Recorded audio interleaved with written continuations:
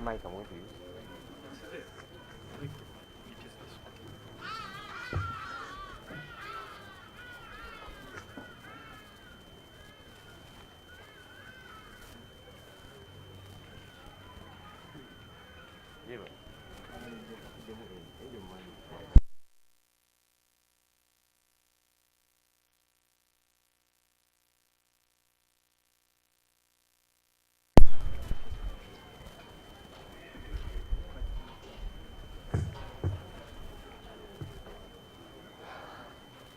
Good morning, ladies and gentlemen. You'll permit me to remove this mask so I can speak clearly, but good enough. I am looking at you. We want to start. We apologize. We're starting much later than we should have. Mic check 1 2, check 3. Mic check 1 2. Check 1 2 3. Okay, let me request us to kindly stand so we can sing the national anthem. Check 1 2.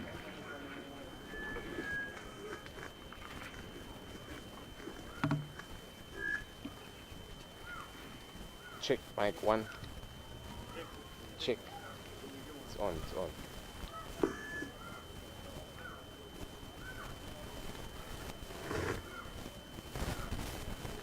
O Uganda, may God uphold thee. We lay our future in thy hands. United, free for liberty, together we always stand. Check mic. Mic check 1 2 3, testing 1. Check.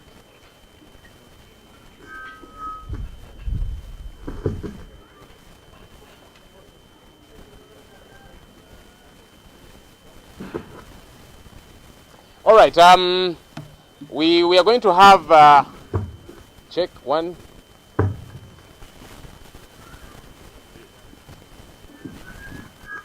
I'll try and use my voice since your machines have frustrated me. Check 1 2. 1 2. 1 2. Testing. Check 1 2. Mic check 1 2, check. Okay, we'll keep moving nonetheless. We are going to do a quick opening prayer and then we shall keep moving. Let me invite Comrade Sauda Madada, who is very smart this morning, to come and lead us in an opening prayer. Afande Sauda.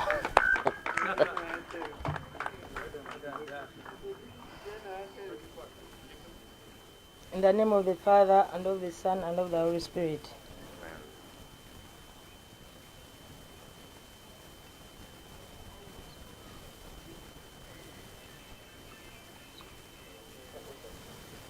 In the name of the Father, and of the Son, and of the Holy Spirit. Amen. That is how soldiers pray. I know Agambe Katonda, which she didn't want you people to hear. All right, please take your seats. Sauda Madada. Thank you. You see her there, quite humble and so on, but in the field there, she's very aggressive because she wants change, and so we salute you, Sauda. All right, we want to move as quickly as we possibly can since we have lost out on time. We have, as the National Unity Platform, continued to welcome people to join us. And today we also want to receive another group that is joining us. So I'm going to read out their names. They'll come very quickly so that we get this out of the way and move to something else. We have a group of motocross athletes, I will call them so. Some have actually been champions previously, but they are here too, and they're saying they want change. They're not only athletes doing what it is that they do, but they are very zealous for change, and so want to usher them into the National Unity Platform. Let me begin with the leader of the team, Shafiq Semuju. If I read your name, kindly come as quickly as you can. Robert Kasana.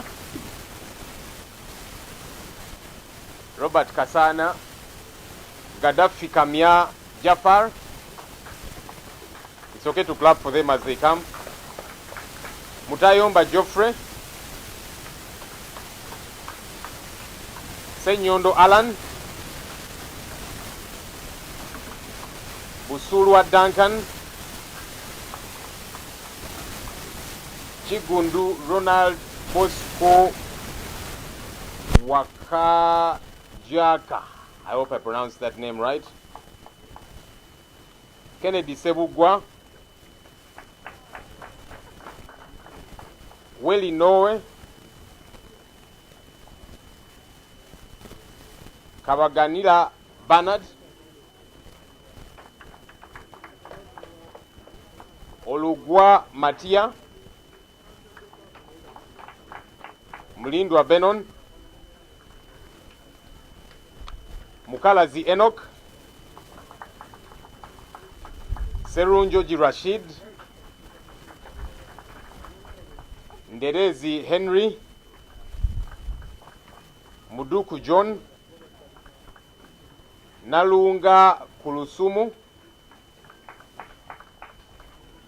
Kayesu John.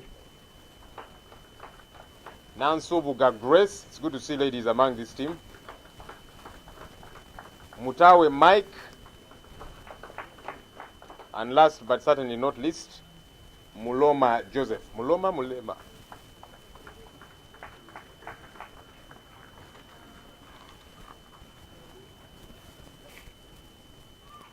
Okay. I'm going to invite our team leader, Honorable Chagulanyi Sentamu, to come and officially welcome these people, and we'll take a picture with them. Let's have that plaque of the card. Sebo, you're welcome.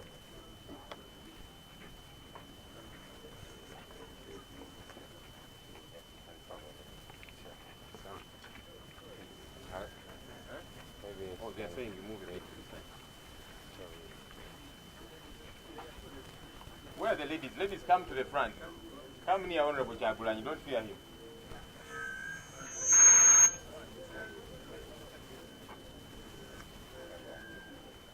People power. Our power. Our power. People power. NUP. Everywhere. Everywhere. NUP.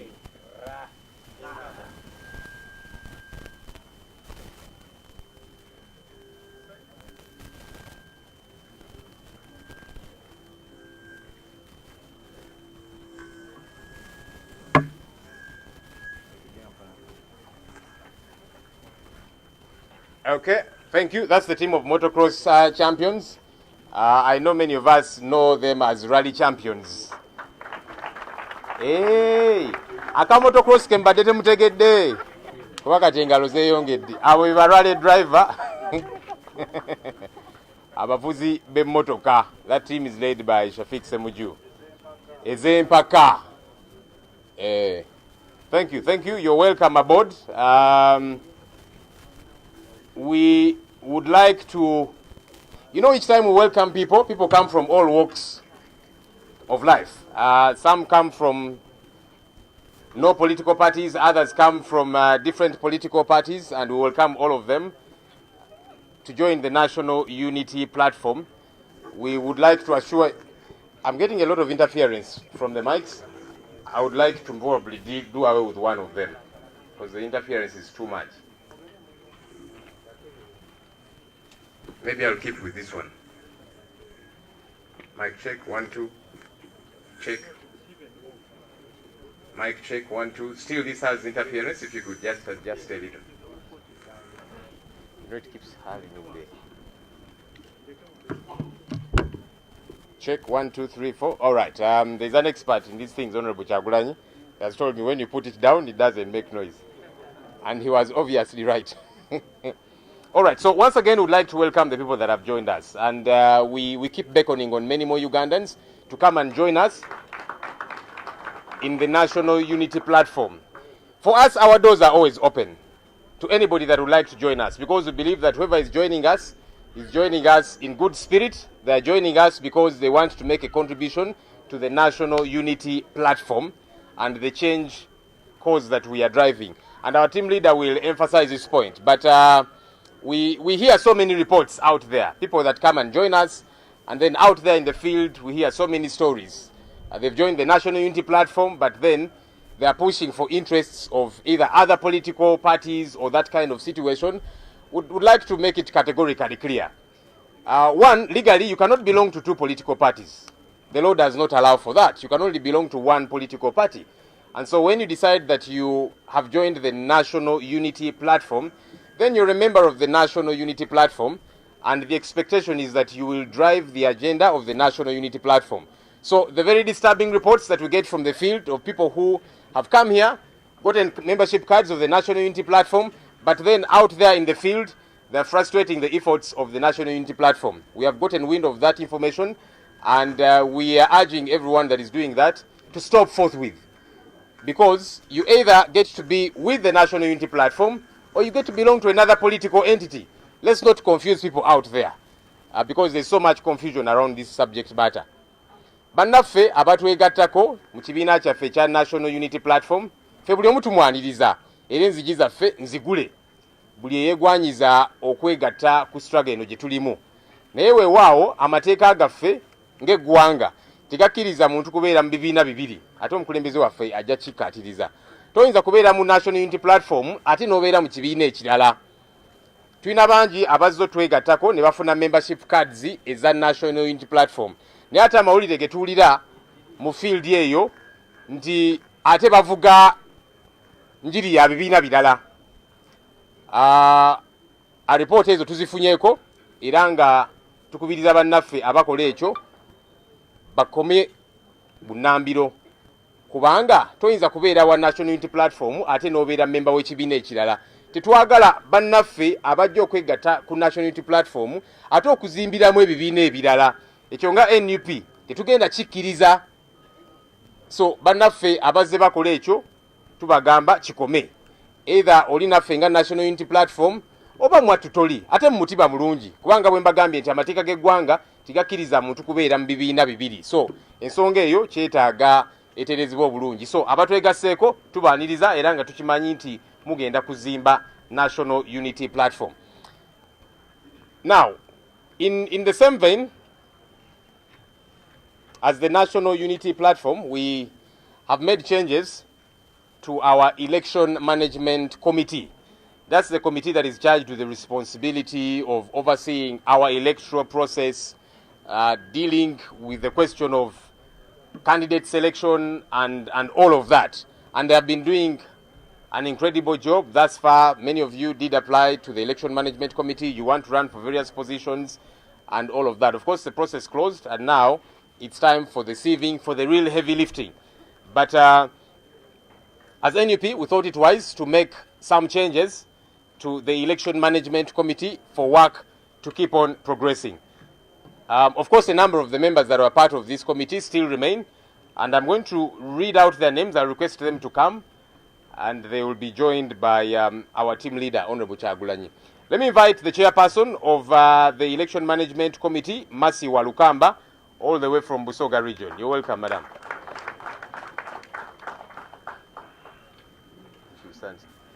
She's a little bit injured because she's doing a lot of work out there in the field, but we believe she will recover quickly. I'll invite the other members of the Election Management Committee, Mr. Oyek Gerald.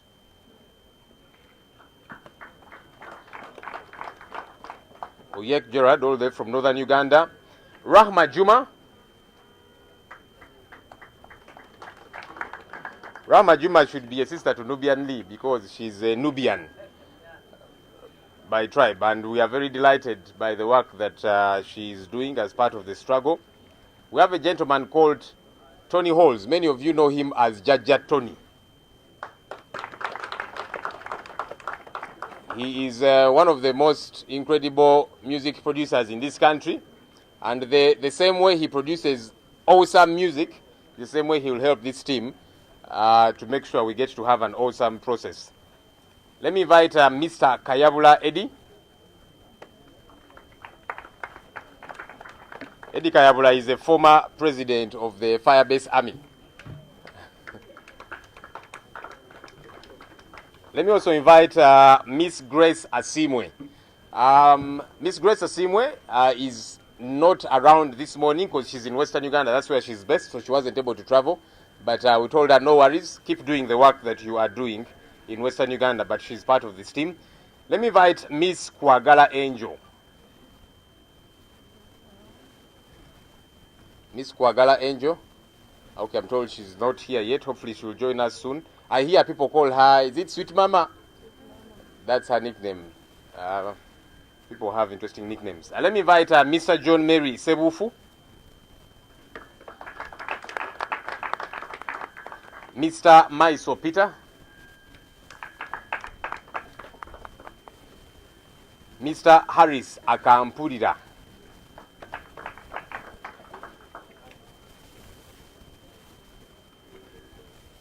One of those people who cause some good havoc at Makerere University. Very good havoc, really. Let me invite Mr. Alex Rovans Luwanyaga. And last, but certainly not least, the secretary to the Election Management Committee, who pretty much runs the day-to-day affairs of this team, Mr. Keya Jeremiah Mwanje. Mr. Jeremiah is a lawyer. A lawyer. These microphones here also. Please correct your microphones.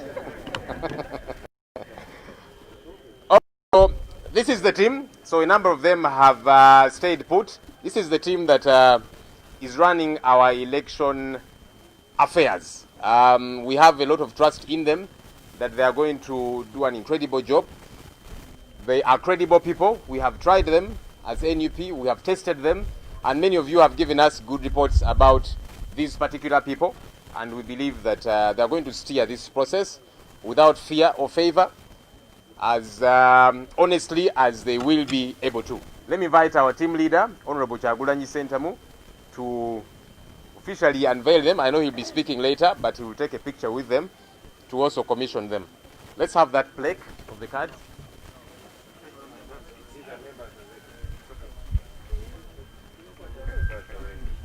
I thought they are members. Okay, these are members already. These are senior members of the party.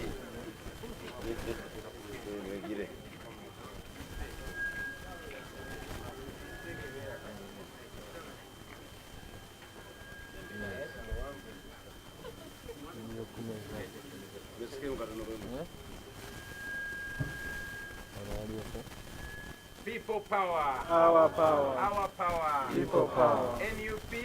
Everywhere. Everywhere. NUP.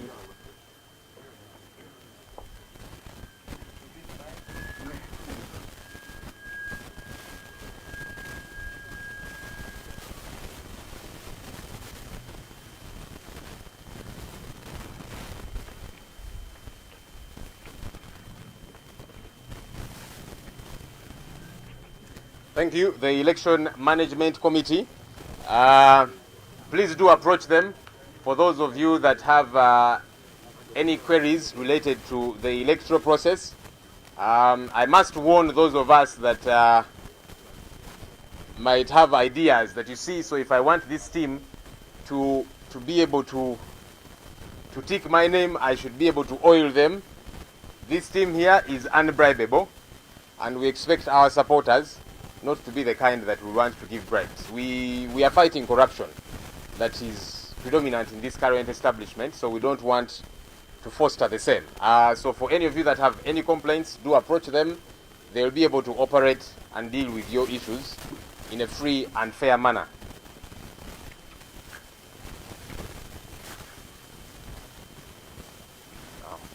We are also going to unveil a team that is going to do, and has been anyway, doing a lot of work for us, our fundraising team. So we are gearing up for an election, and you all know that an election requires a lot of resources. Which resources are out there with you people, in your pockets, your wallets. But we have a team that is helping us to do that, to raise funds for the campaign process. We need plenty of money, posters and all the other paraphernalia that we shall need, and all the work that must be done to keep doing the work of the party. And so we have a team that's been doing quite a bit of work. we are going to unveil just the 2 leaders, the leadership of that team. There's many other members that are part of that team. We may not necessarily have them here, but we are going to unveil the leaders. So I'm going to invite the chairperson of our fundraising team, who is also the Deputy Secretary General of the National Unity Platform, Miss Aisha Kabanda.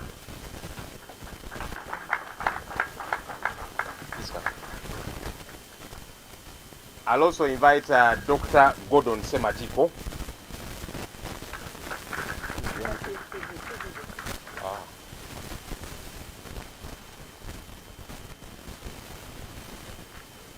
Okay, just a little bit about these 2 people. Aisha, the other day we told you everything about her.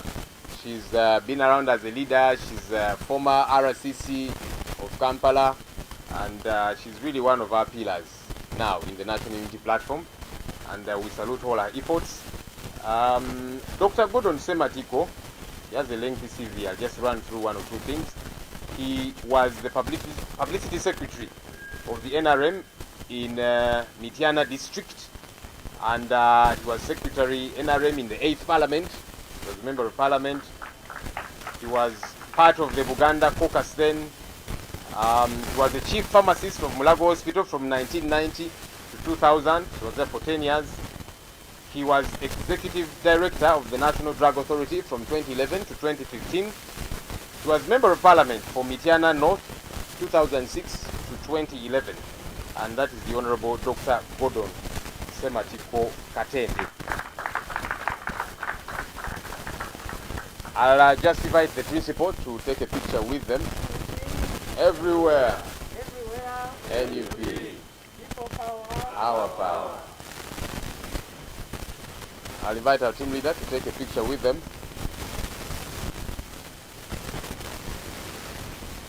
Please stand in the middle of that money.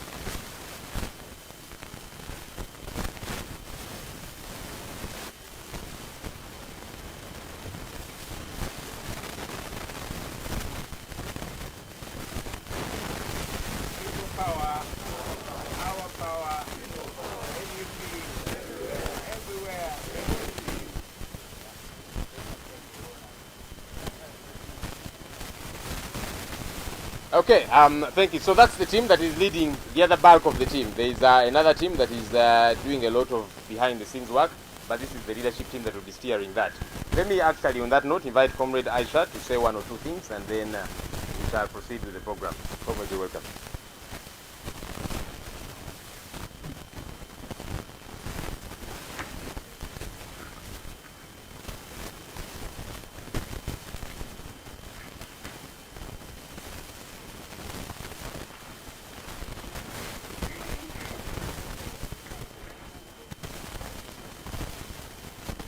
Mr. President, ladies and gentlemen, today we are here to launch our fundraising campaign, and this is in line with the Political Party and Organizations Act and the Presidential Elections Act. As you are aware, the chief fundraiser of any campaign is the candidate. On Friday, 22nd August 2020, our colleague, friend, brother, or father, I have to say father, as you may call him, whom I call Mr. President, Honorable Robert Kyagulanyi Ssentamu, gracefully accepted to carry the NUP presidential flag for and on behalf of the many Ugandans aspiring for change. Thus, he is the chief fundraiser for this election.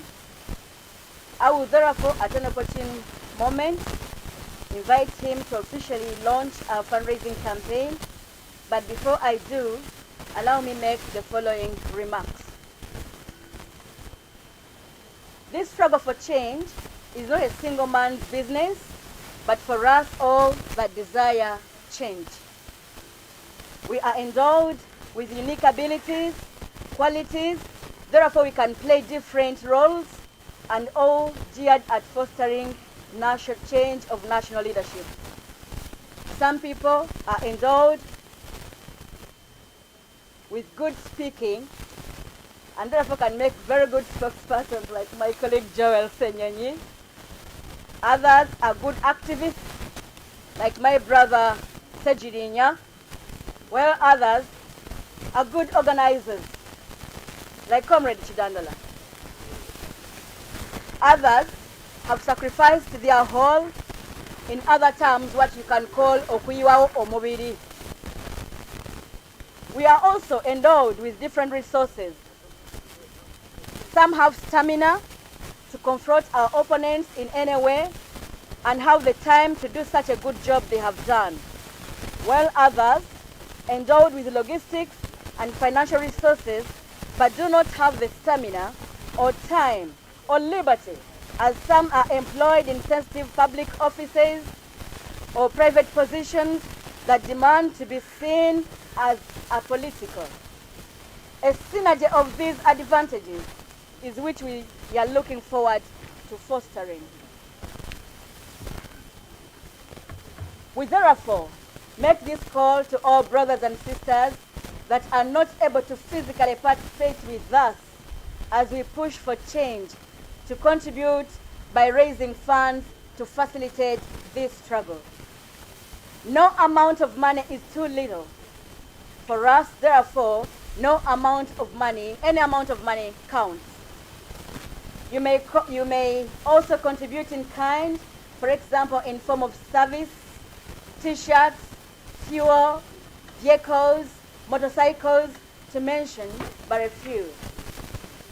Friends, the young men and women that traverse this country, sensitizing the communities and popularizing our symbol, that is the umbrella, need airtime, data, transport, accommodation, food, water, to mention but a few. The many that are arrested need to be bailed out at exorbitant fees designed by the state just to weaken us. Thanks to the lawyers that have offered pro bono services, that is free services, but also need fuel to reach the courts and other basic costs. Many of our colleagues have been injured by the state operatives, some in accidents, and have to be treated. Others have been lucky to survive, others have not been lucky to survive the wrath of the dictator of fate. But the livelihood of their families must continue. There are enormous challenges that the foot soldiers go through, but they are determined to carry on until we wear the victor's crown. We pray that the rest of us that cannot play a part that they play, you facilitate the struggle by providing logistics. This campaign is visual campaign. We therefore need a lot of branding, posters, billboards, banners, t-shirts, capes, airspace on radio and television, and internet, just to mention a few. This campaign needs a lot of fuel to be able to reach people in their respective villages. In short, this so-called scientific campaign needs a lot of money. To illustrate, this is just an illustration. Uganda has 68,733 villages. And assuming that we have only 5 foot soldiers in every village, working only 4 days in a week for the remaining 22 weeks to elections, giving each of them 20,000 shillings to cater for all the expenses that they need and even take care of their homes. You know how meager it is. You need 604 million shillings, 850 plus small money. That's just one activity. This is not meant to threaten you, but it's meant to encourage you to do more. The people we are competing with spend from our national coffers, spending taxpayers' money and misappropriating debts that they have taken on our behalf to be paid for by our children and grandchildren in future. While they desire to renew their tenure in office to make another loot of our hand money, we must spend everything that is left to us to salvage our country from heartless people and build a foundation for a better future. Our strength and hope is in our numbers. And that is why we say people power is our power. Raising the money we need to defeat the junta is not rocket science, but just commitment from each one of us. There are 17 million registered people, plus small numbers. We already told you that we shall defeat President Museveni by 80%. Using a conservative approach, we estimate that 30% of the voters will not respond to our fundraising, probably because they do not support us, but also maybe others are too poor to make a contribution. This will leave us with approximately 12.5 million people who will respond to our fundraising call.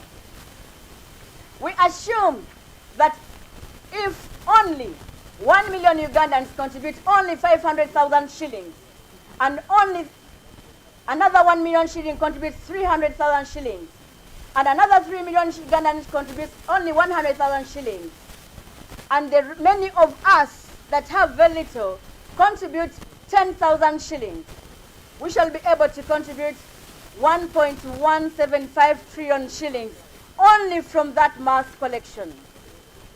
This will lead to a collection of 1.175, I already mentioned that.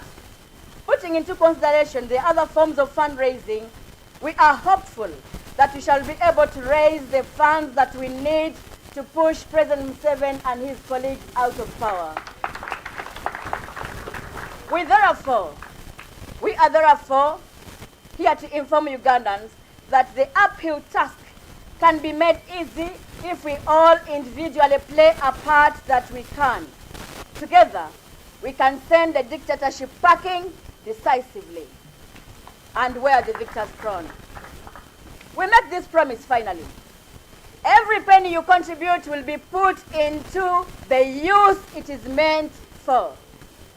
We shall be transparent, rigorous in accounting, frugal in spending, but considerate in the welfare of our party, task force, and the movement of our workers, especially the foot soldiers that you see every day toiling in the field. Thank you once again, Ugandans. Thank you for accepting the change and embracing the change that we desire to see come 2021 for God and my country.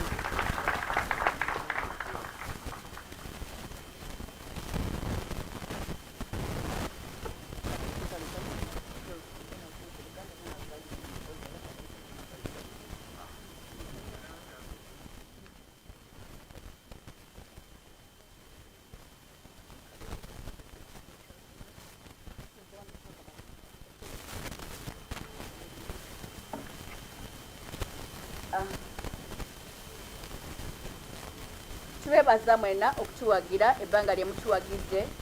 Twebaza abajja wano voluntary bwe tutuula wano nga wabeerawo abantu.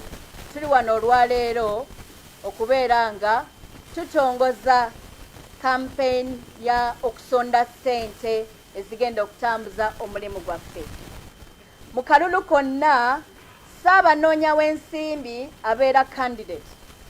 Tulina omukisa okubategeeza ennaku z'omwezi nga 22 omwezi ogw'omunaana omwaka guno mukwano gwaffe mwannyinaffe Faada oba Faada kitegeeza taata Faada nakawulira nange nenkayiga ngenda njiga olulimi lwa ghetto naye nze gwempita pulezidenti wange yakkiriza okutukwatira bendera y'okuwaŋŋanga omusajja President Museveni n'abala bonna abanajja abalyewo akaluka 20 we kanaatuuka.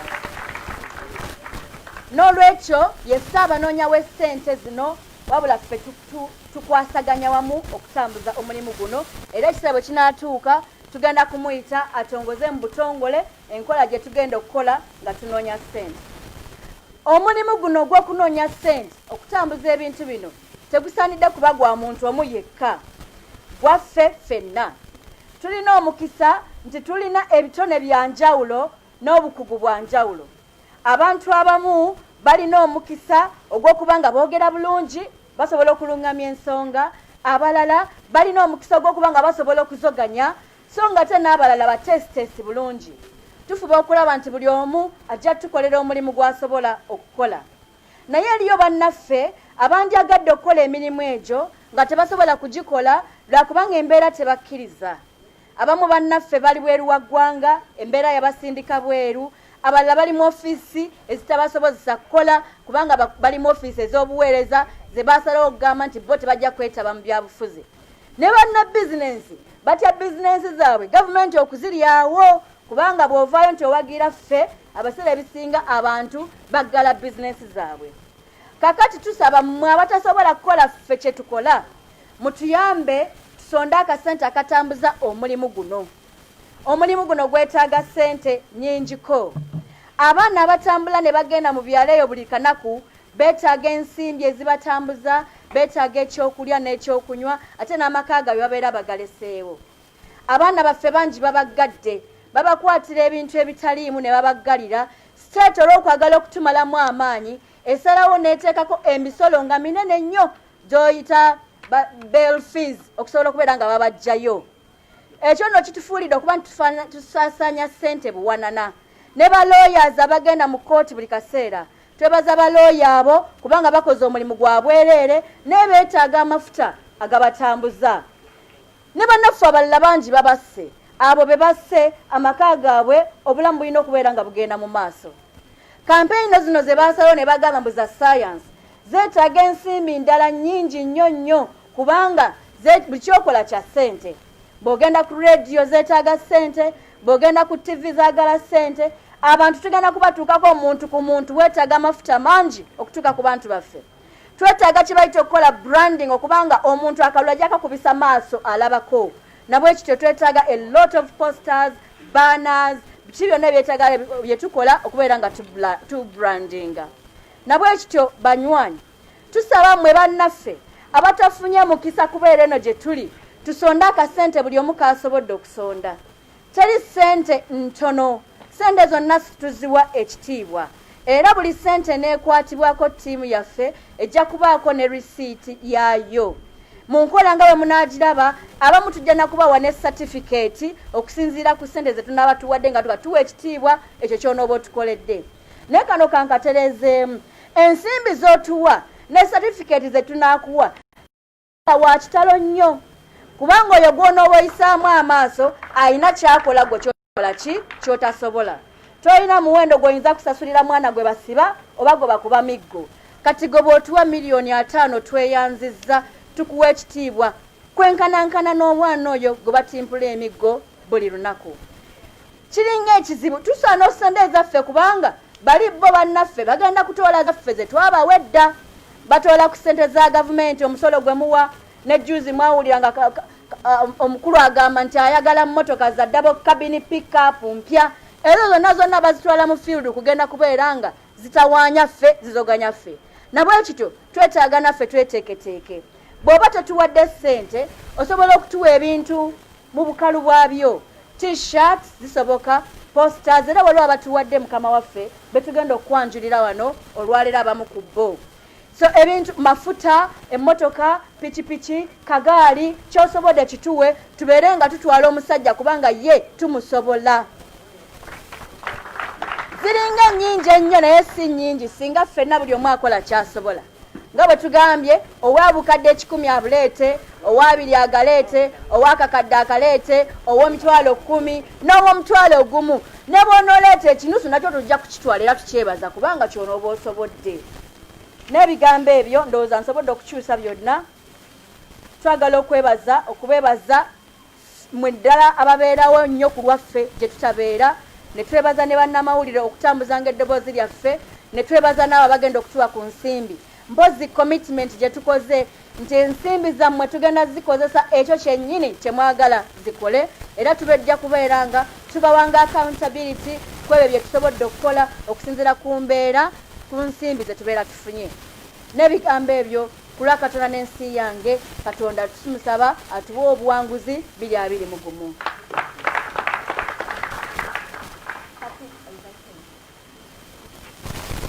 kati mu kaseera kano tugenda kuyita mukama waffe ajje to unveil olutimba olwo luliko ezimu ku activities zetugenda okukola abamuyambako bajje bamuyambe tusimulule olutimba olwo lukke wansi oluvannyuma agenda kukola that symbolic action. Of course Kyagulanyi yataddemu buli kimu n'obulamu bwe yabuteekamu ne ssente azitaddemu n'agenda kukola that symbolic action okuteeka mu ssente yaffe agenda kubikkula atuteeremu oluvannyuma lw'okubeera ng'abikkula olutimba olwo. Kati tusaba ba ashazi baffe mujje musimulule baana yaffe ebeere ng'ekka wansi.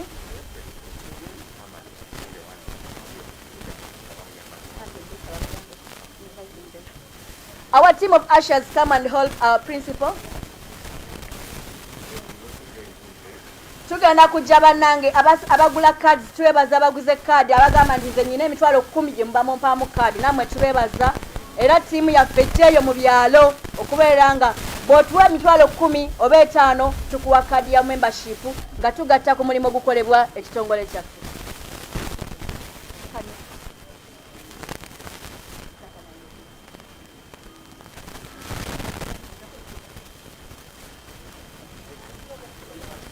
Okay, thank you, Aisha.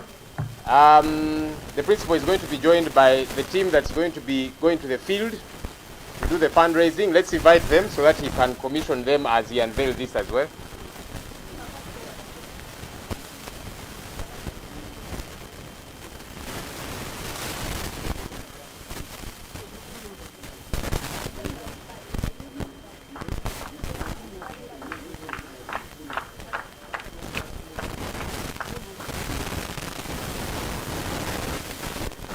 So when those smart young ladies and young men come to you, Rina and her team, I see they're very smart. Please welcome them. It's okay. Aisha.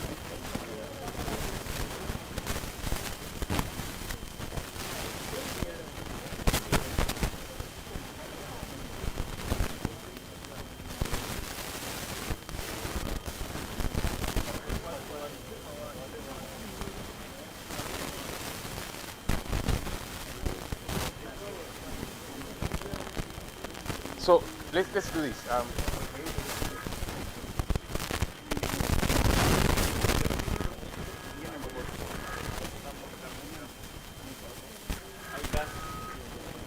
right.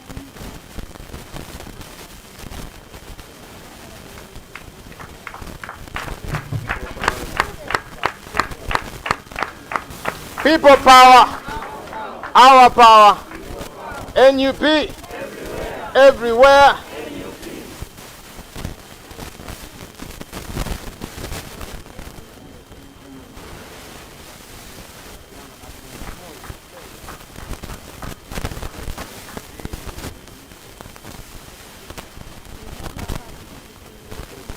So our team leader, Honorable Kyagulanyi, is okay, that's the safe where money is going to be kept. And he's going to make the first contribution of 10,000 shillings. We shall see whether he'll put 10,000 for himself and maybe another 10,000 for his wife. I don't know. Okay.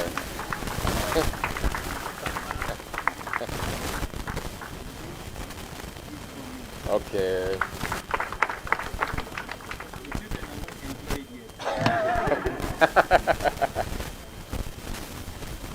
And the fundraising team leader Aisha has also put her 10,000. Maybe she'll put later for her husband, but for now she has put for herself. Dr. Gordon Sematiko is also putting his 10,000. For him, he has even given us change to make our work easy.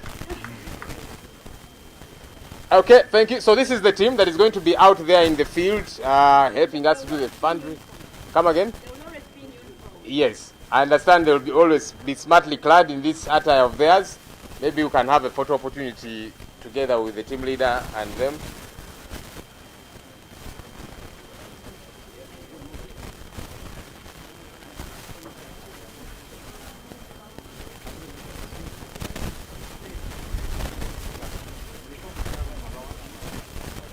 Rina, Kolinyi Mamno.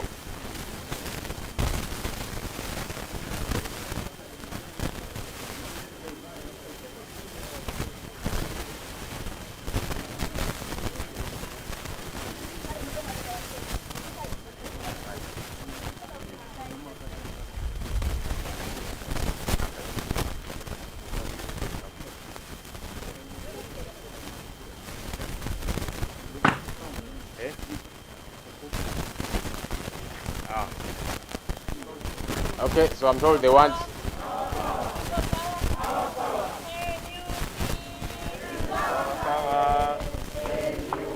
You can pop now. Pop.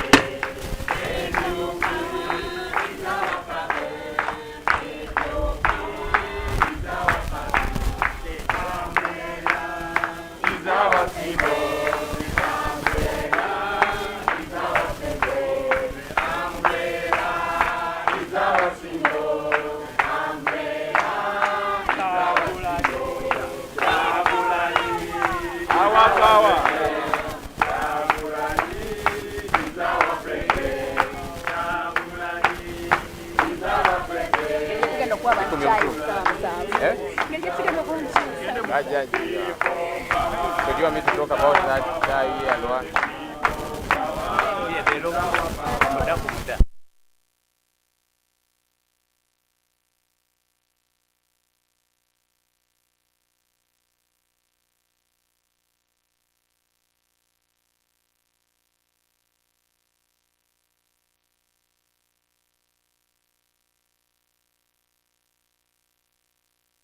Okay, thank you, Comrade Aisha and team. Let's appreciate them with another hand clap. We have a lot of trust in you, Comrade Aisha and team, and we are looking forward to that money coming through. So, as you have seen, muda is 10,000 in ghetto language, but you're welcome to give much more than 10,000 shillings, such that the campaign process can be eased in every respect. Understand that Aisha and her team also set aside some tea, and that tea is at a fee, also contributing to the fundraising process. So afterwards, feel free to go and grab some tea and a bite. And all the others that have specific contributions that you would like to make, please see Comrade Aisha. We shall take note of them and see how the fundraising activity continues to go. Ladies and gentlemen, a couple of days back, we did give notice to the country that we had opened up the process for those that would like to run for the presidential flag bearer of NUP, to run for president of Uganda under the National Unity Platform. Notice was put out in the newspapers, and that process ran from 14th to 21st. And by closure of day, on Friday 21st, only one individual had picked and returned those forms to get the flag of NUP to run for President of the Republic of Uganda. And so today, as the National Unity Platform, we would like to unveil to the country the person who's going to be holding the flag for the National Unity Platform, running for President of the Republic of Uganda, the Honorable Kyagulanyi Ssentamu Robert, and let me invite him to come and speak to us.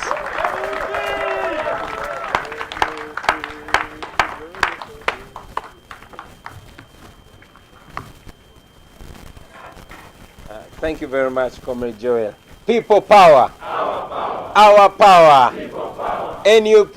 Everywhere. Everywhere. NUP. Thank you. Ladies and gentlemen, I first want to salute our comrades that just returned from prison. I don't have the list with me here, but I know among them we had the guild president of Makerere University, Katerega Julius, NUP and other comrades. NUP everywhere. Everywhere. NUP. I welcome you, comrades. That's a price we must pay for our freedom and for the freedom of many other Ugandans. I also want to welcome the new entrants.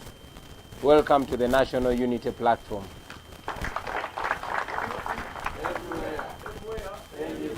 Feel free. For us, we don't have new and old members. We have Ugandans. And in the National Unity Platform, we are all equal. We respect everybody. And everybody is well deserving. Be confident and continue being patriotic. I also want to welcome all of us from the recently concluded youth elections. Ladies and gentlemen, I must congratulate all of us because it was just about 2 weeks after unveiling the National Unity Platform. But almost everywhere we fronted candidates, we won. Everywhere. You notice that this has more or less been an NRM affair for the last 34 years. I personally had not seen the opposition fronting candidates, and yes, it seemed many times like I said, an NRM affair. Also seeing DSOs, PSOs, and government operatives just fitting names of their preferred leaders in those positions. But just 2 weeks after we unveiled the National Unity Platform, we gave the NRM government a run for their money. I want to congratulate all of us. I want to believe that if we had the ability, if we were ready, and indeed if we fronted candidates all around the country, this would have been a resounding win for us. Now, this is supposed to be a lesson, ladies and gentlemen. We must have candidates everywhere on all elective positions. And yes, we must be united. We must speak with one voice. We notice a lot of confusion, like our spokesperson has already noted, in those youth elections. It was an eye-opener for us. One, that we have among us people that join us not with the intention of ousting the dictatorship, but with other motives. That's supposed to open our eyes even wider. But again, I want to salute the young men and women that stood their ground. That explains why comrades like Katerega have been in prison, because they stood in the way of the dictatorship. Ladies and gentlemen, we met the Electoral Commission yesterday and raised all the concerns. Concerns like RDCs and other security operatives taking the role of the Electoral Commission, denominating our candidates, and even in other instances where we had candidates that won, those that were running the elections refused to give them the declaration of results forms. We continue to put the Electoral Commission on notice, and we told them face to face that Ugandans are not going to sit back and accept those irregularities. They should be aware that all the troubles that Uganda has gone through were majorly caused by bad elections. So they should be reminded that this time around, this generation is much younger, much stronger, and much more resolved not to take that nonsense. Ladies and gentlemen, when we made the Electoral Commission, we also raised the concern of constant blockages of our events while NRM candidates and leaders are having rallies and meetings everywhere. Our meetings have continued to be disrupted, even when we are a legally registered political entity. You all know that in Mubende, radio stations were closed to block us from speaking on them. In Mbarara, radio stations were blocked by the police and informed that police has to clear them before they can host us. And yes, in Bali they blocked us and we took them to court. And as a matter of fact, tomorrow we shall be in Bali, and we expect the Inspector General of Police, the RDC, and all other security personalities that were involved in that injustice. We expect them in court tomorrow. Now, ladies and gentlemen, having had a very good signal from the recently concluded youth elections, I want to call upon the young people of Uganda to get involved even deeper in this, our struggle. For those of you that still doubt your abilities, now you know that people are on our side. Don't be shy. Challenge for leadership in all positions. Mwesimbe wo temutia. Ladies and gentlemen, many of you heard the remarks the unfortunate remarks of President Yoweri Museveni when he was commissioning the new security personalities.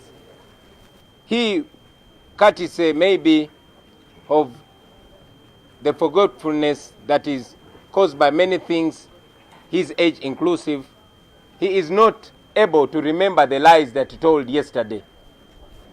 After I and many other comrades were badly tortured to near death in Arua, he came out and denied vehemently that we had not been beaten. But because we are serving a God that never sleeps,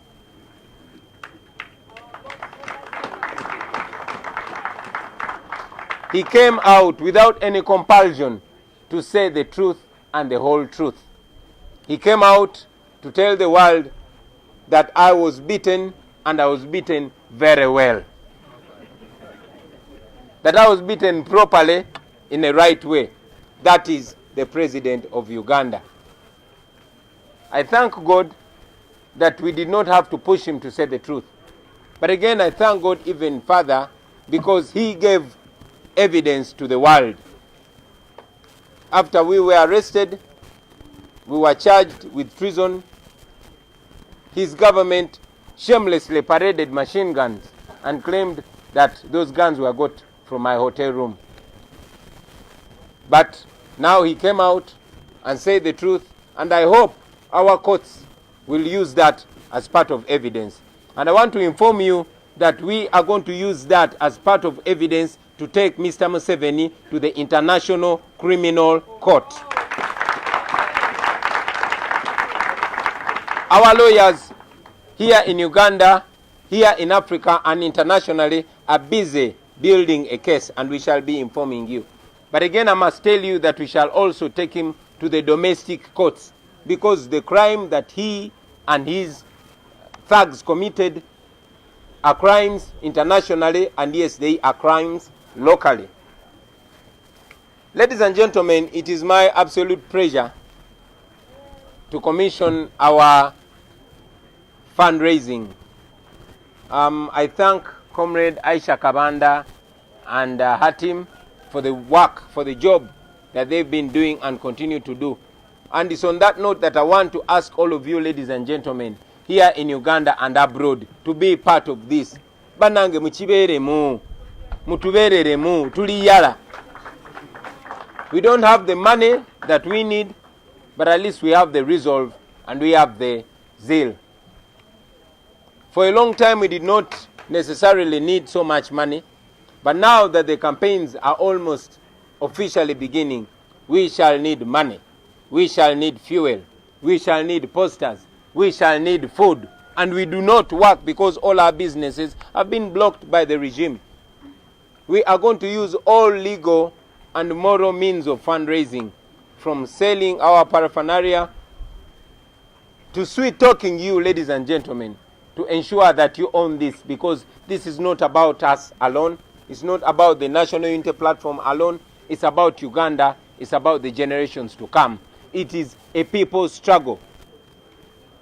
While our oppressors are using our own money to ensure that we don't reach out to you, to ensure that we are grounded, we use the love and support that we have from you, ladies and gentlemen. So please be part of this. You can start by, we start with what you have. Yes, we are calling our campaign Muda ku Muda, oba Chida ku Chida, oba Waya ku Waya, oba Mutwalo ku Mutwalo. But I know that we have many patriotic Ugandans, many of them that cannot even come out in the public, but they love the country, they support the struggle, and they want to be with us. Kindly reach out to Comrade Aisha Kabanda or to any of the leaders from the People Power Movement and the National Unity Platform to see that you help. We know that many of you can offer much more than 10,000. Please do what you can do and do all you can do.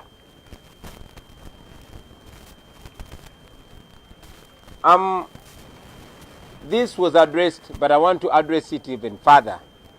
That we have gotten reports from the field, reports of confusion, sadly, by many people that purport to be members of the National Unity Platform. Ladies and gentlemen, we are the National Unity Platform. This platform or political party was launched recently because there was every effort to confuse us. We launched this platform to avoid confusion, so we hope it will not create more confusion. Because we did not have a uniform symbol, and many of our comrades were facing challenges. And yes, even the dictatorship was intending to use that weakness, fronting candidates that are sponsored by the regime and then presenting them as people power candidates, but also failing to notice who is one of us and who is not. And that is why we brought that symbol. We salute all the members that joined from inception, the members that joined much later, and the members that are joining now. And we even salute in advance the members that will join us moving forward. My message to you, comrades, is that according to the laws of Uganda, you can only belong to one political party. So because you can only belong to one political party, we would not encourage the members that have one leg in NUP and another leg elsewhere. I've said it before and I will say it again, that you are either NUP or you are not.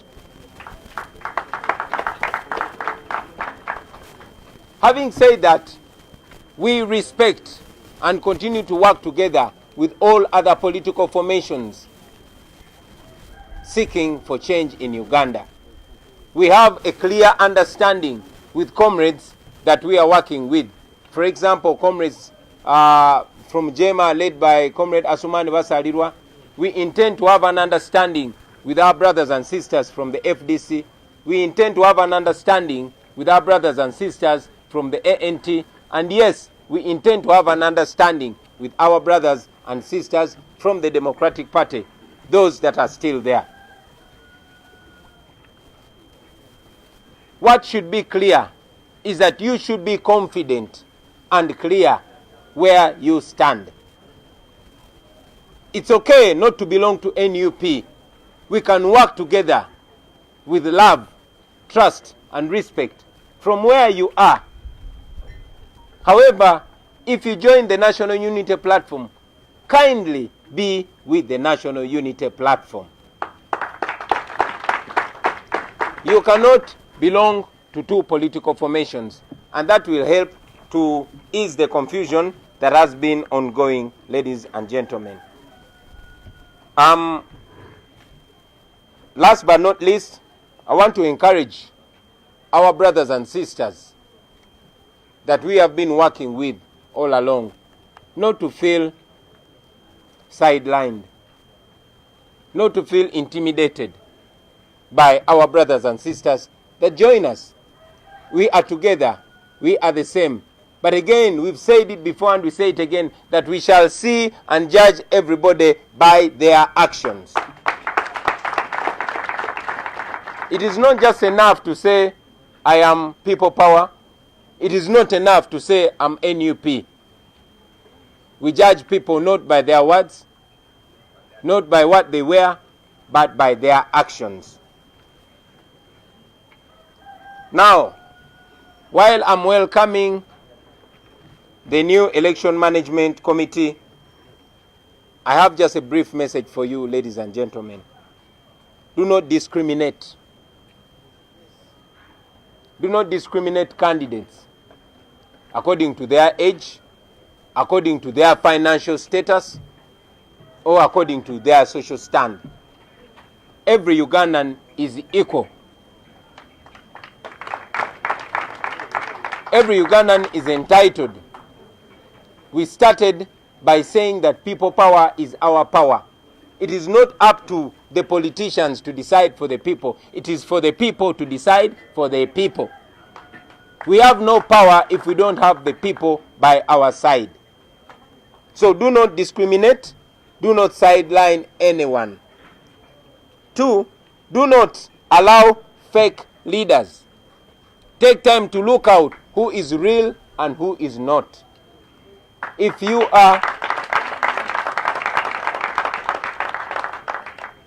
you are working with the election management committee of the National Unity Platform, look out for candidates that are National Unity Platform, both outside and inside. And finally, please, corruption is one of the vices that we are fighting. So do not take bribes. I repeat, do not take bribes from candidates. And to you candidates, do not give bribes to anybody. We are against corruption in the struggle as we will be against corruption when we take power. And yes, we shall deal with corrupt leaders in the struggle the same way we shall deal with corrupt leaders when we take power. I thank you for God and my country.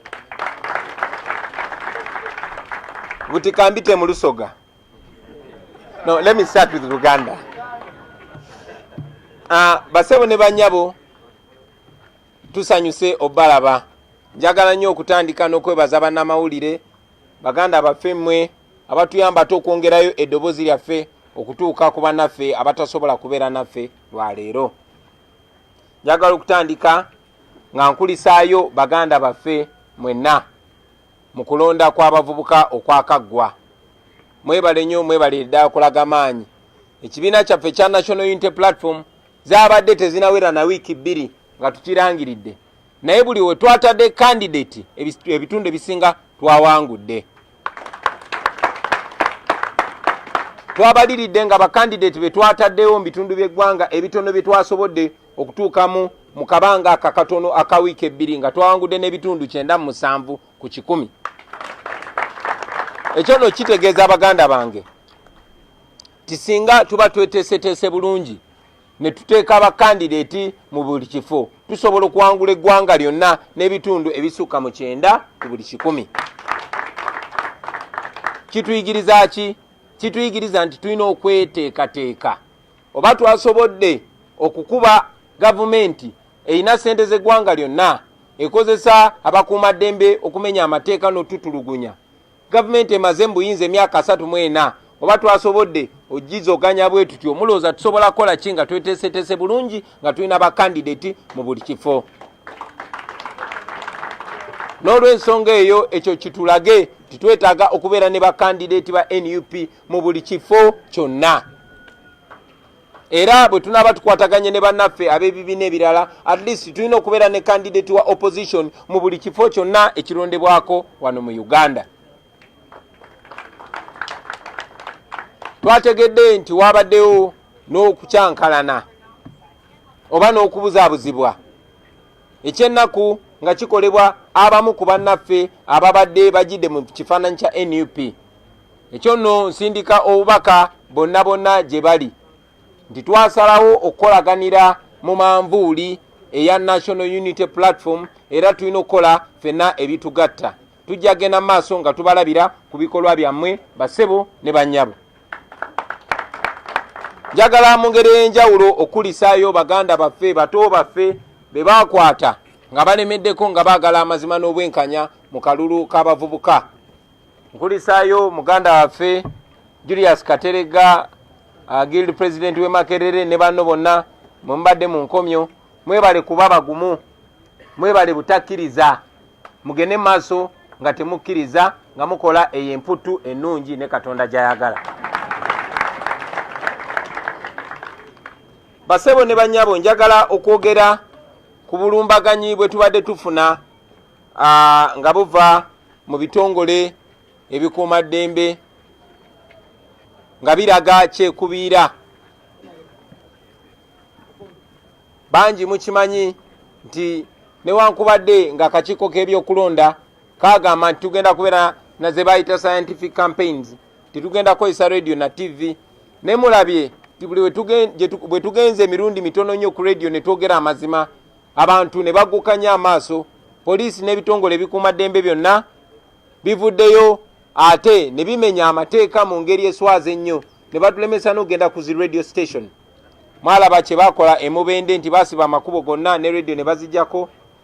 Mwalaba kye baakola Embaale era twabaloopa mu kooti era olunaku lw'enkya tusuubira inspector general wa poliisi n'abo bonna abamenyi b'amateeka nga mwe muli ba RDC ne ba RPC ne DPC okubeera mu kooti Embaale enkya.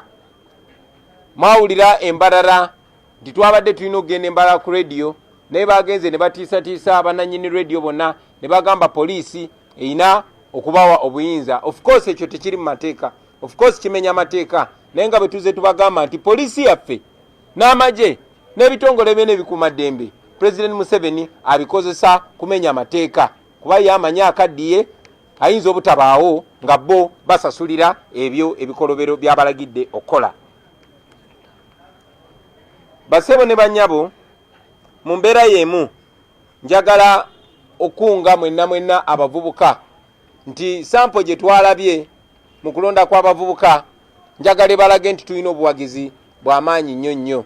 Naye nammwe temututiirira ate temwetiiririra. Mwenyigire mu bukulembeze, muveeyo mwesimbewo. Temutya, muveeyo mwesimbewo, mukiikirire abantu kubanga eryo ddembe lyammwe. Tuzenga tukibagamba era tujagenda maaso tukibagambe. Newankubadde okuleeta foomu n'ozikomyawo kwakomekerezeddwa, naye nja kusuubira nti oba oliawo chairperson waffe mukyala Mase Walukamba n'akakiiko ke banakitunulamu okumekinga sure nti ne bannayuganda bannaffe abaakamanya omulama gwe tuliko okwetolola eggwanga baweebwa omukisa. Ntumekinga sure buli kifo tulinako candidate either ffe nga NUP oba ffe nga opposition. Mwalabye era n'enkola y'abakuumaddembe, enkola ya gavumenti bwebadde nga aba NRM, ba minisita, ba MP n'abakulembeze abalala nga bo babadde bagenda mu maaso n'okola enkuŋŋaana zaabwe, naye nga ffe tebatukkiriza kusinkana okuleka wano wokka ku headquarter yaffe. Tebatukkiriza kusinkana enkuŋŋaana zaffe bazoonoona, bazikubamu tiyagasi, bazikubamu amasasi n'okusiba bannaffe. Naye ate nga aba NRM bo bagenda maaso n'okola campaign, bagenda maaso n'okola meeting zaabwe. Era twatuukiridde akakiiko k'ebyokulonda olunaku lwajjo, ensonga ezo ne tuzibategeeza, ne tubajjukiza nti twabawandiikira dda nga twagala abagazeetinge oba balangirire akabonero kaffe akamanvuuli akali mu langi zaffe esatu, langi emyufu, langi enjeru ne langi eya kibululu. Naye nga bwe badde enkola yaabwe bwe bakola kyekimu mu kutulemesa mu kuwebuzaabuza ne tulemesebwa okukola consultation, ne leero bwe kyafaananye naye twabatuukiridde ne tukibaatulira lubona. Ne tubategeeza n'obategeeza nti si kya bwenkanya okulaga kyekubira bo okuvaayo ne beefuula abalwanagana naffe olw'okozesa langi yaffe emyufu ate nga tugikozesa mu mateeka. Era baatusuubiza nti mu bunnambiro bagenda kitunulamu okulaba nga akabonero kaffe katongozebwa basebo ne bannyabo. Mpozi ensonga endala enkulu gye mbadde njagala okwogerako y'ensonga y'ebigambo by'omukulembeze w'eggwanga President Yoweri Museveni bye yavuddeyo olunaku lwajjo n'ayasanguza nga tewali amusunye, tewali amukase, naye oluvannyuma lwa ebiseera gye biyiseeko bwe baatukwata ne batulugunya ne batugumbula muganda waffe Yasini Kawuma ne bakuba n'okutulugunya bannayuganda bangi awatali musango, President Museveni yavaayo ne yeegaana nga akanudde amaaso n'agamba tebannaba tukubako, tebannaba kutukolako kyabulabe kyonna. Naye era engeri gye tusinza Katonda ateebaka, era Katonda yamuggyeeyo amazima n'agafuula empiso ne gamufumita, n'avaayo n'abyasanguza nga tewali amukase, n'agamba kituufu aba SFC abakumi abamukuma bankuba, era n'annyonnyola nti bankuba bulungi nnyo nga bwe yali ayagala. Kaakati nno njagala obbajjukiza basebo ne bannyabo nti newankubadde baali batuteekako emisango, nze ng'omuntu banteekako omusango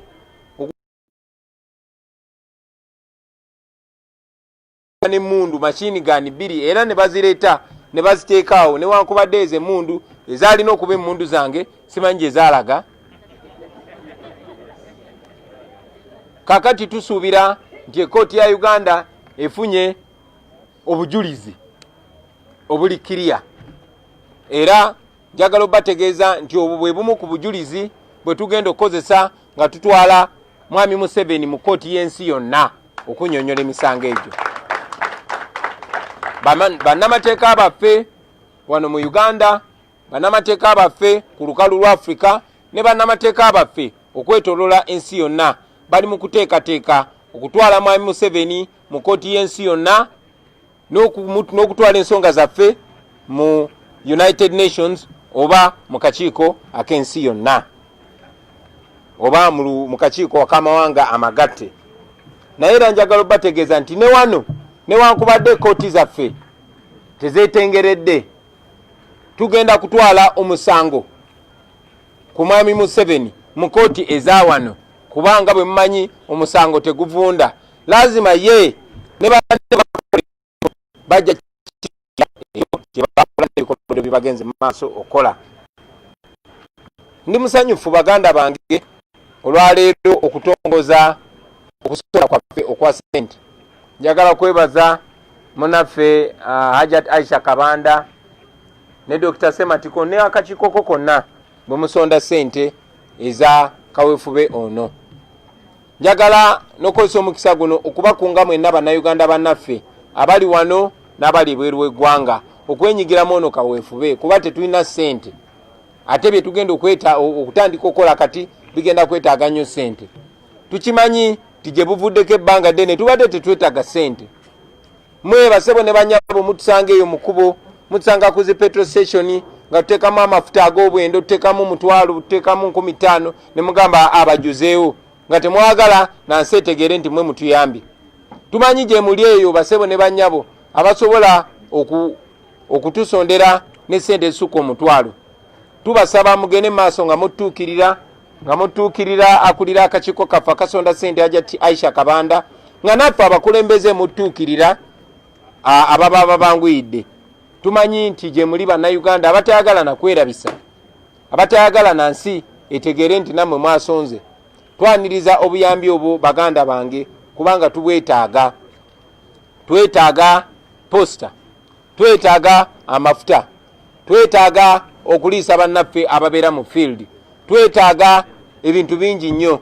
Era tujja kusonda ssente zino nga tuyita mu nkuŋŋaana ezitali zimu, nga tuyita mu kutunda amajolobero gaffe, enkofiira n'ebirala ebifaanana ng'ebyo, naye nga tuyita ne mu kutuukirira mmwe bakinoomu basebo ne banyabo.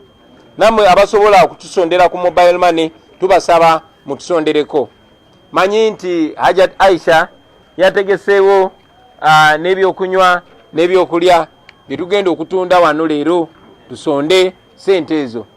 Era nga nange bwe naaba nfunye omukisa oba oli awo nange nja kuwaayo ekyebiri ngulireyo mwami Kidandala akatunda asobole okukola emirimu gye bulungi.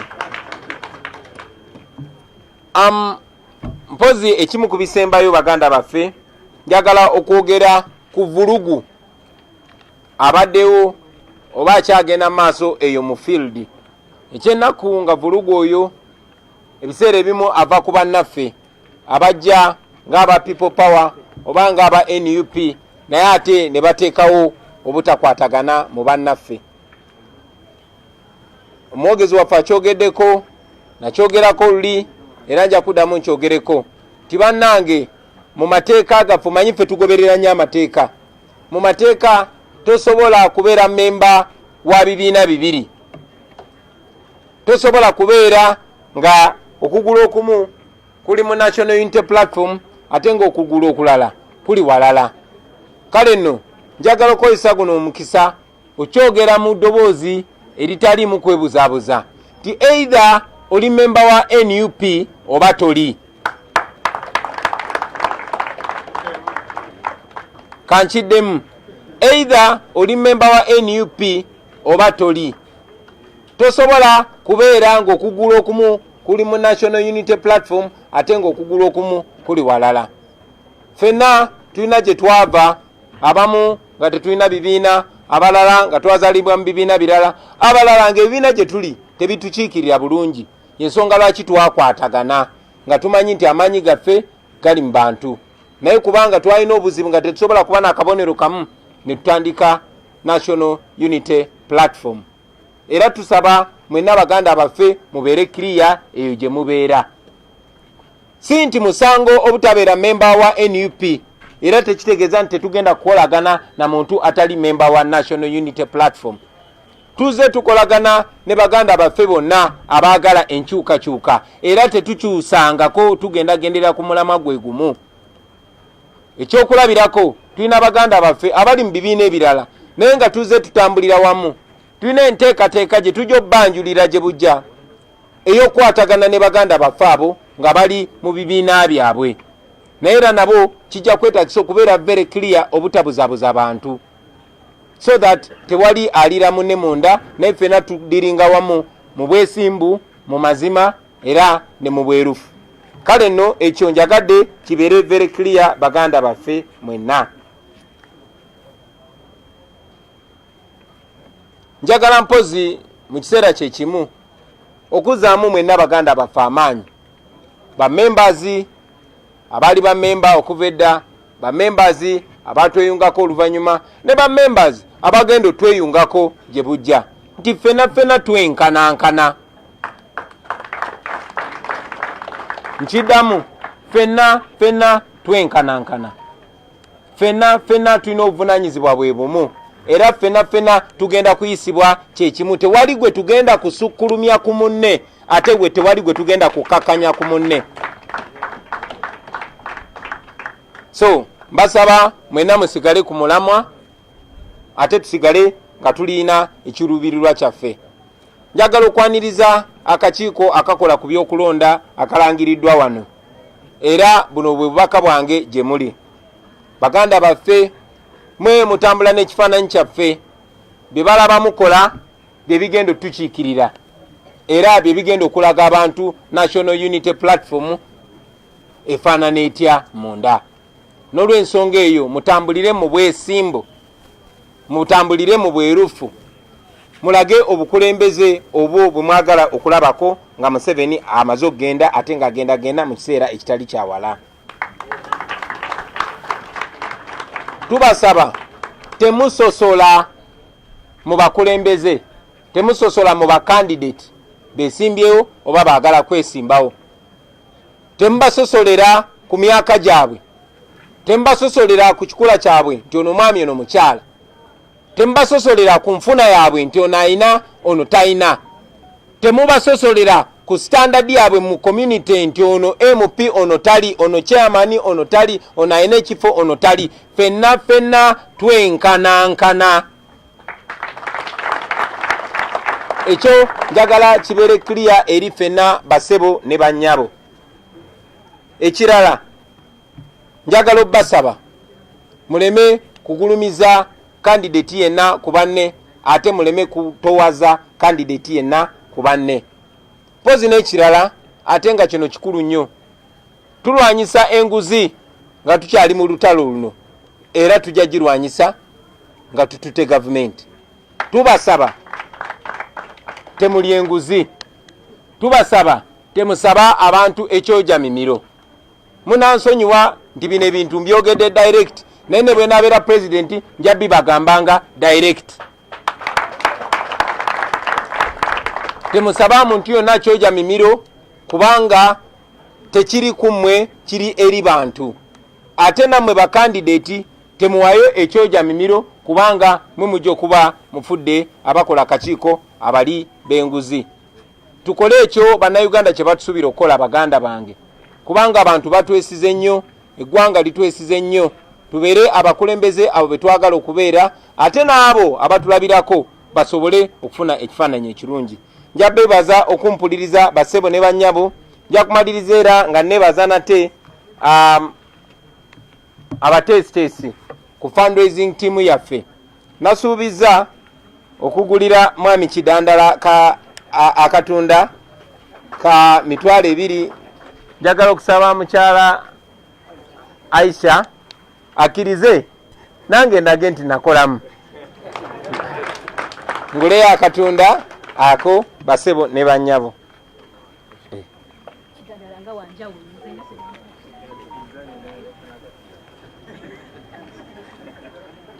Era nammwe basebo ne bannyabo abasobola oba abeesobola tubasaba muwagire kaweefube ono nyabo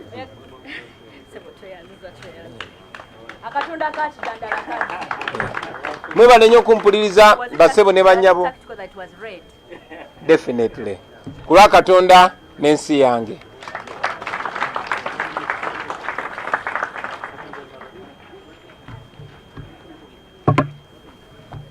Sebo webale Comrade Kidandala nze oli kyali wange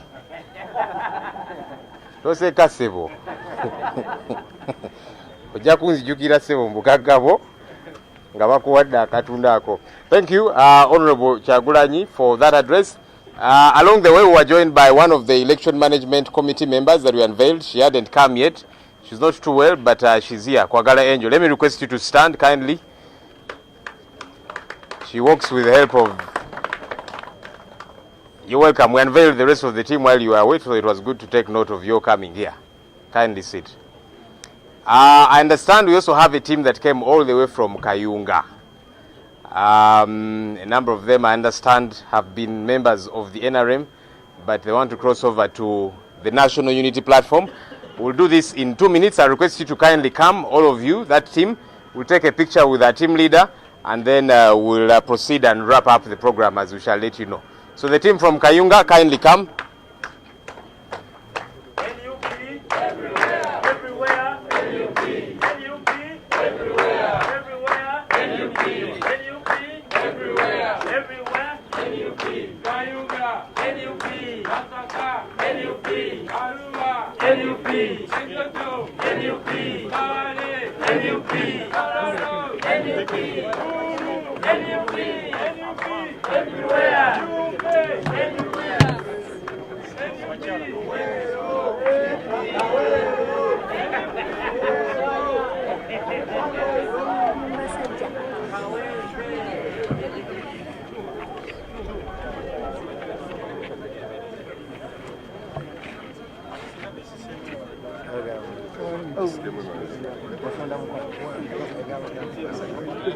Okay, tugenda tukolamu emirundi ebiri, so salira wano honorable.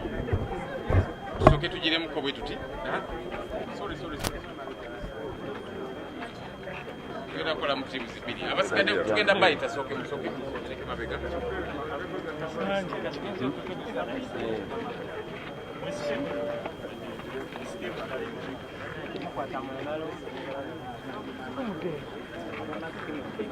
Ina basaba okusalira wano Honorable Katongole kugira tudawali emabega tugenda bayita temufaayo tugenda bayita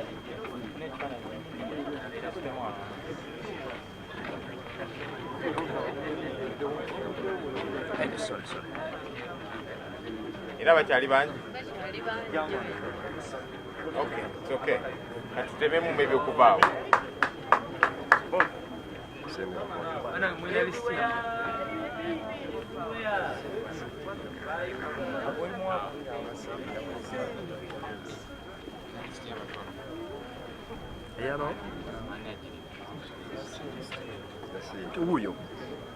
Uyo Serubiri.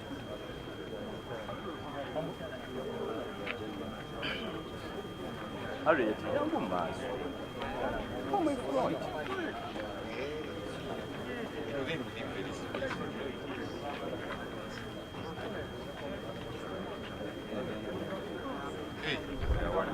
Waliwo n'atuweereddewo kaadi abadde chief whip wa district mba councillors ono Semyalo Fred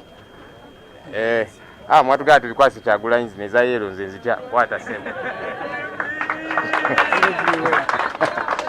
Okay, let me just read the names quickly. We have Maweje Robina, Muddu Awulira, Mayanja Sulaiman, Kasule Jimmy, Sentongo Isma, Nachiyinji Shalifa, Kaya Timothy, Kubona Hamidu, Hawa Nacheswa, Naliku Agadu, Nakwede Harriet, Bisaso House, Katoru Wemba, Chimbugwe Dennis, Asasha Samuel, Sebana Stephen, Mwogeza Susan, Nsubuga Ronald, Bwabye Dennis, Jabo Francis, Sengoba Fred, Senyimba Francis, Osambo Ben Moses, Nachibanda Emmanuel, Kaya Timothy, Galiwango Fred, Dogu Isaiah, Usama Mutebi, Serubiri Patrick.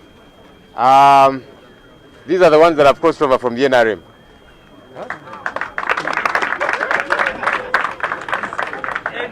Of course, Everywhere. NUP. everywhere, NUP. everywhere, NUP. everywhere, Everywhere. NUP, Nekayunga. NUP. Everywhere. All right. Nekayunga. Okay. So, of course, they have been accompanied by others who, I don't know if they were also in NRM. Honorable Katongolo Mutongole. But it's part of us. Let me invite our team leader to come and stand where the ladies especially are, so that this picture is taken.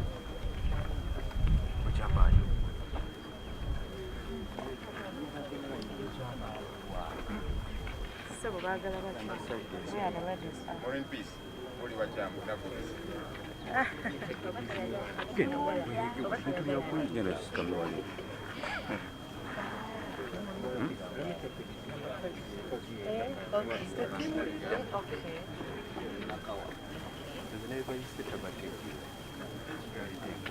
People power. Our power. Our power. People power. NUP. Everywhere. Everywhere. NUP.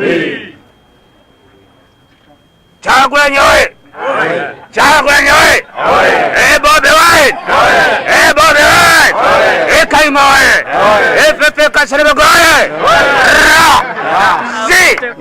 Cha! Okay, thank you very much. Oh, by the way, I said many were from NRM. There were some from FDC. I saw Nakwede Harriet. She stood previously on the FDC ticket. So we have a good number of them. Okay, so the other team? No.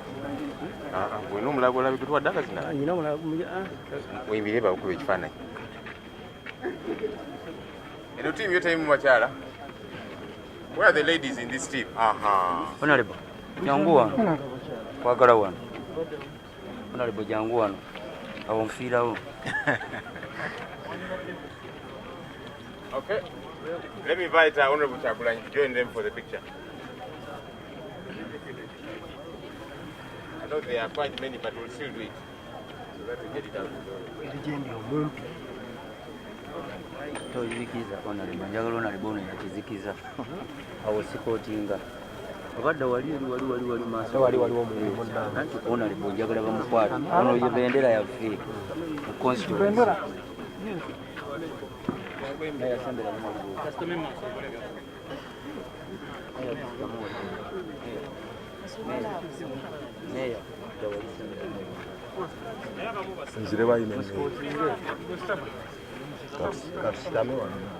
de wali musikoti ngona le bono njagala bamulabe sikamuko nasobola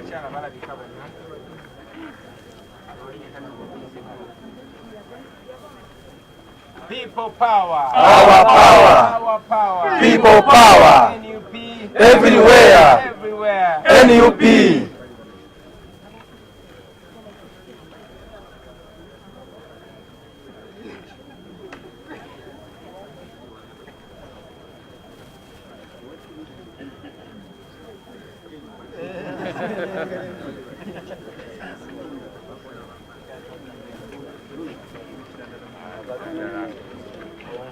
Okay. Thank you, the team from Kayunga. Please invite the others to come on board. All right, we want to wrap up, but we're going to wrap up this way.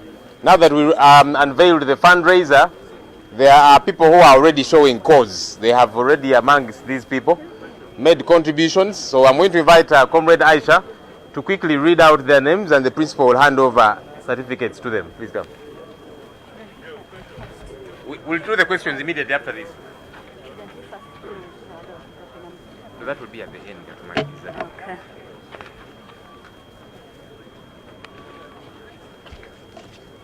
We want to thank those that have generously contributed instantly. And Mr. Principal, I want to inform you that there are people who had brought things in kind. One brought posters and the other brought T-shirts.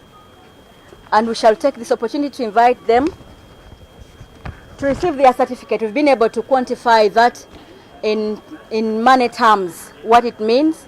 So we shall invite them to come and receive their certificates from you. So I'll first start by Nakonde. Nakonde Nowerina should be here with us. Mr. Principal, can I invite you, sir? Maybe we can stand over in it. Nakonde has donated to us 100 t-shirts. Can you bring t-shirts? Principal, I beg your pardon. She has donated to us 150 t-shirts, branded collar t-shirts. And that's the sample of the t-shirts that she has donated to us. We thank you so much.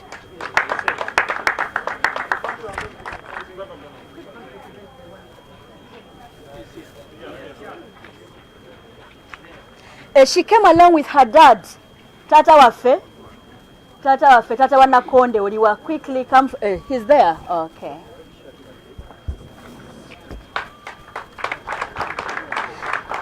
Can I also invite Mr. Magulu Sembuya, one who has donated to us 20,000 posters. Thank you so much, Mami Sembuya.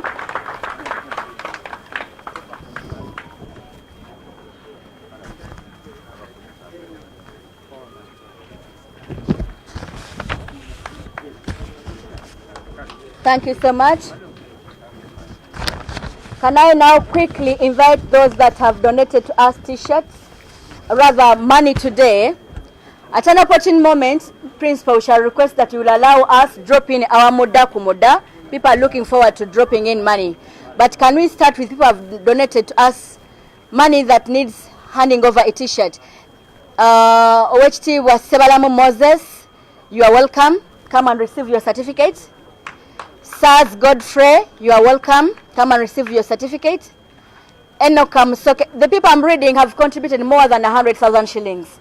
Some of them have contributed much more money, but for purposes of not wanting to reduce some of us, I am reserving the amount. Sazi Godfrey, all the way from Gomba.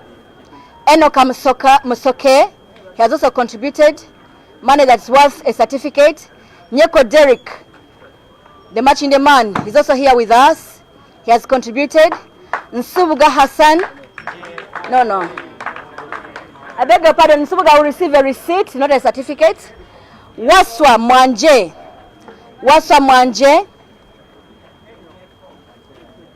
Mr. Mbereza Zake. Mberaze Zeki. Mr. Serunjoji Samuel.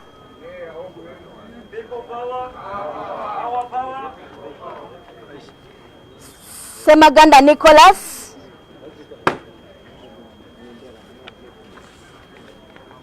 Thank you so much, members, for your generous contributions. Farid Nakabugo.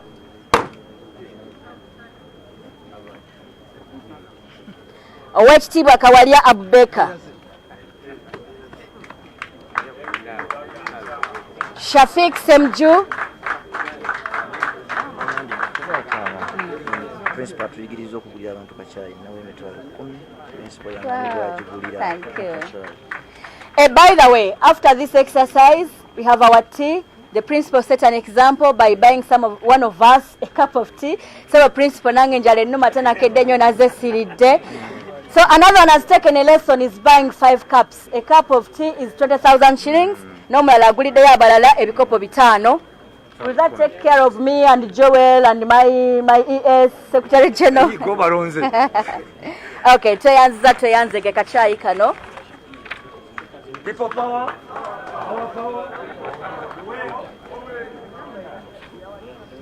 Farida Nakabugo, I read her name. Shafiq Semju is one of the people that were unveiled today. He's one of the rally drivers. Baba bayita bansanywe. Semju, mwebale nnyo bambi mutuwadde gundi nene nnyo. Receive a certificate symbolically, then we can issue. Bazina zonna weziri.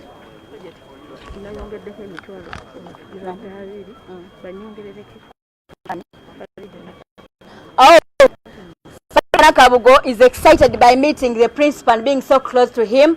Ayongeddeko ku sente ze yasoose okumpa weebale nnyo weebalire ddala. You're going to increase the value of your certificate. Katerega Isaac. Katerega Isaac is not here with us. He's in the USA. He's watching online. So when he saw us launch this campaign, he contributed money also to receive a certificate. Katerega Isaac, all the way from the USA, weebale nnyo weebalire ddala. Emmanuel Solonjoji, owekitiibwa Mayor, naye atuwadde ssente.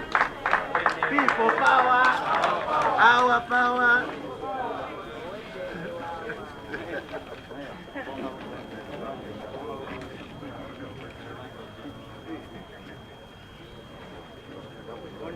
Oh, my dear, quickly.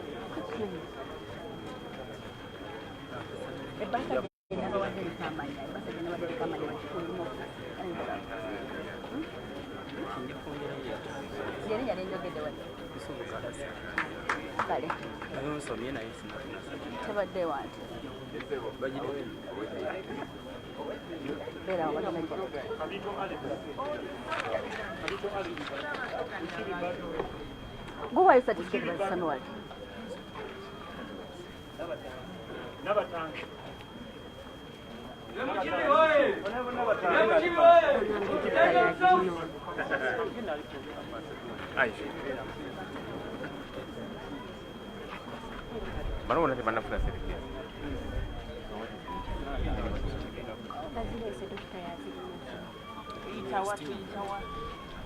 Our secretariat, please bring our certificate.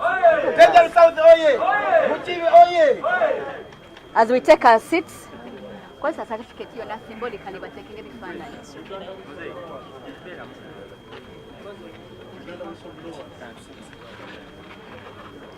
Kabito Alex, Chirumira Hassan, Sekabira Dennis, and Nabatanzi Farida. Nabatanzi Farida is a member of the electoral commission. People power. Okay. NUP. Everywhere.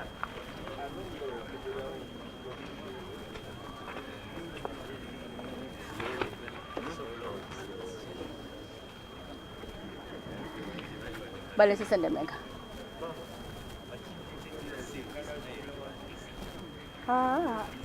Since you issue in then. No. And sisi ndemeka.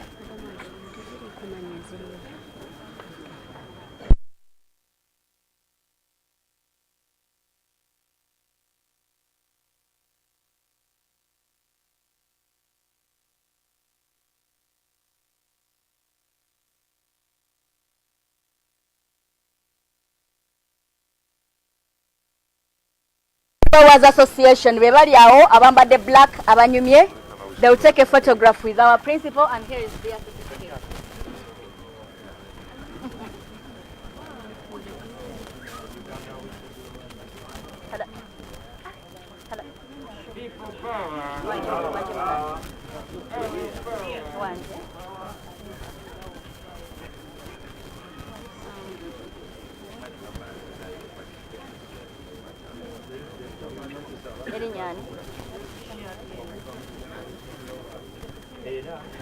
Alexander.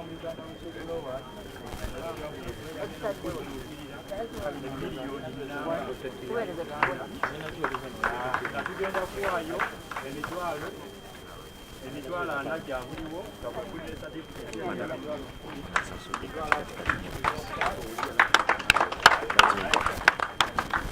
Emitwalo asatu jiji na mukash ekumi yetwaguzeko certificate emitwalo nkaaga ngenda gireeta oluvanyuma. Kale. Whistleblowers mubawo obugalo. Tuyitira mu mukulu waffe atukulira bamuyita Mr. Musa Majoba okuva e Boston. Eno tugikwasiza principal waffe n'omulamu okubangula abantu oba okubayigiriza bye balina okukola oba okubabuusa.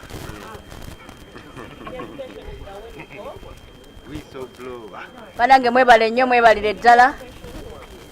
Gikwase mukama waffe awo. Munaatwayo t-shirts nga tuteekako akabonero kaffe nga nazo tuzitambuza. bafunye certificate?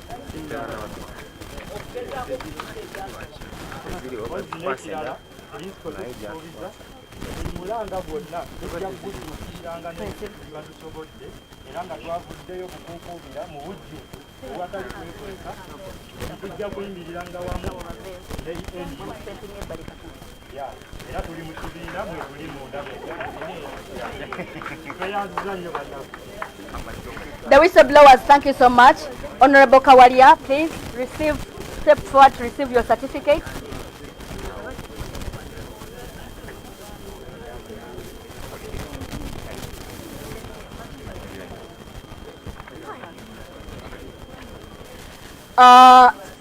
Olw'okuba balala musazeewo munyongere ssente wano ng'okusooka temwampadde ey'enkyamuka ennyumira bannange mwebale nnyo mwebalire ddala Sebo nsaba Master of Ceremonies who is our spokesperson okkirize principal waffe atekinga seat abantu bajjeyo kacaayi abalala nga ssente bwe tukyakuŋŋaanya kubanga abantu baagala kunyongera ssente and I'm not about to suggest for us to sorry?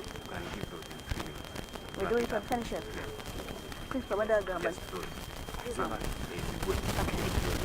Okay. Here wano jenyina mu ngalo ya Bukenya Bone, simanya Bukenya Bone wali. Twashemerera Monica. Jezili certificate nyingi. Twashemerera Monica.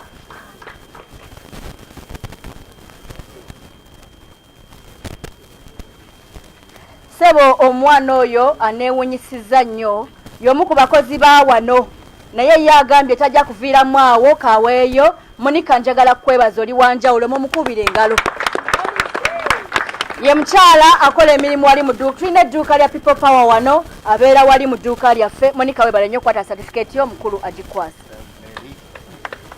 Thank you. Kati katusabe mukwase speaker certificate. Kasaba sigale tugira tutuula kubanga certificate zaffe zayika ziruddewokko.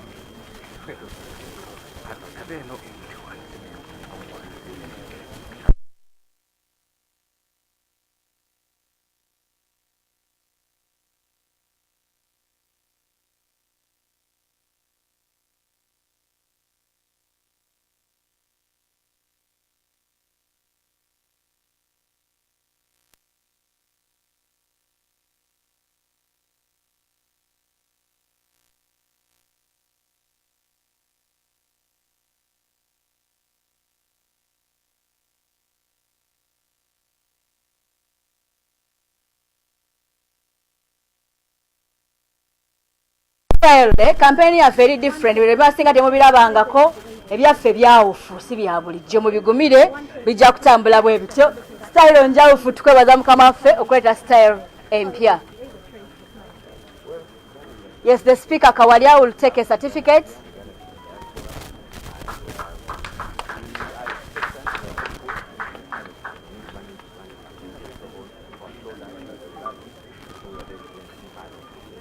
Does one have to walk to any given the time or This box is going to stay here for a couple of weeks and simply come in and drop in money.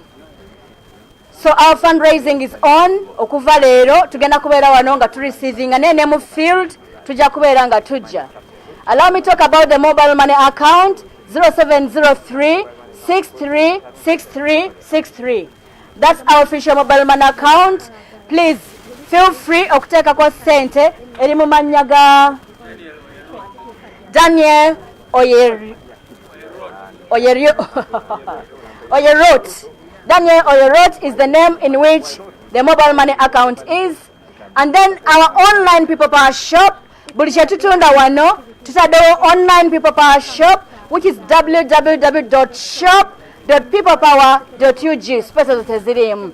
Feel free to order. We have delivery vans. Zijja kubeera nga zibatuusako ebyo bye muguze. Delivery vans zijja nakutuusako ne membership card yonna wooli kasita osasulira amafuta agagikola ki agagireeta. Bigenda kuba byangu nnyo.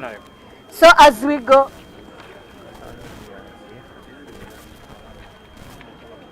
munyongere certificate ze tuwandiikiramu wano. Nyina omulala mpadde ssente wano njazibala edda. waliwo n'ali mu isolation center alabye ebintu bino ku mukutu n'asanyuka naye n'akuba wano n'agamba tumuwe certificate. Weebale nnyo mukwano gwaffe ali mu isolation center abadde bweru wa ggwanga yakatuuka bamutadde mu isolation center tumwebaza nnyo. Yes, Arosias Mukasa mwanyinaze jangu ofune certificate avude mukulu. Sorry. Okay. Come back later. Okay. Toyanzanyo for now. I'll hand over back to Joel Senyonyi to steer us through the next process.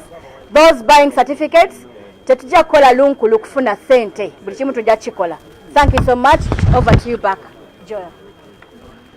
Thank you, Comrade Aisha. We want to appreciate everybody that has given us money. Those that have not gotten certificates now, and there's many others that are saying, I also want. We'll keep doing this to make sure that you get an opportunity to be part of this struggle, because everybody gets to play a part. And like we're saying, in the struggle, we need resources to run the campaign. So we are glad that those of you that are making their contribution are doing so. We want to pick perhaps like what, maybe 3 questions or thereabout. We answer them quickly and we wrap up. Because I was told by journalists that you have some 2-3 questions. So let's take those and we'll wrap it up. Yes, John Cliff, Wamala NTV.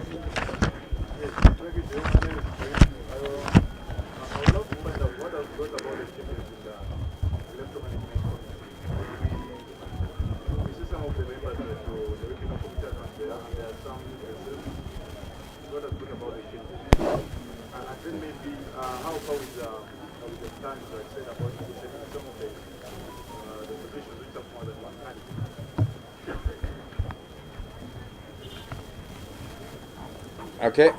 Yes, sir.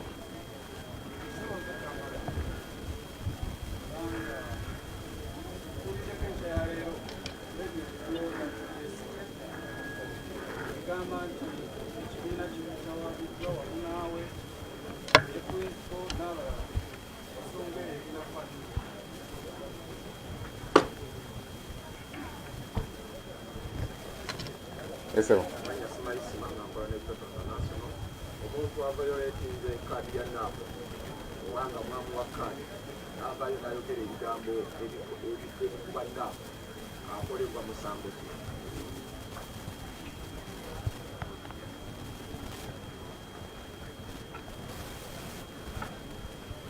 Yes, sir. Recently, I was in Dokolo, and I was trying to move to the ground because I'm vying for the LC5 position. But on ground, we are really not on ground yet. When they see me put on the no cap, they have a lot of support. And I'm wondering what is not happening. Because within the district, we even don't see the real representative. So I was wondering what is happening on ground. Okay. Okay, thank you. I'll respond to 1 or 2 questions. Then I'll ask Comrade Lewis to respond to 1 as well. Then the principal will also respond to the other. Let me begin with Bob. I thought it's a journalist, but it's probably one of our mobilizers who is saying there's a bit of challenges. You're from Dokolo.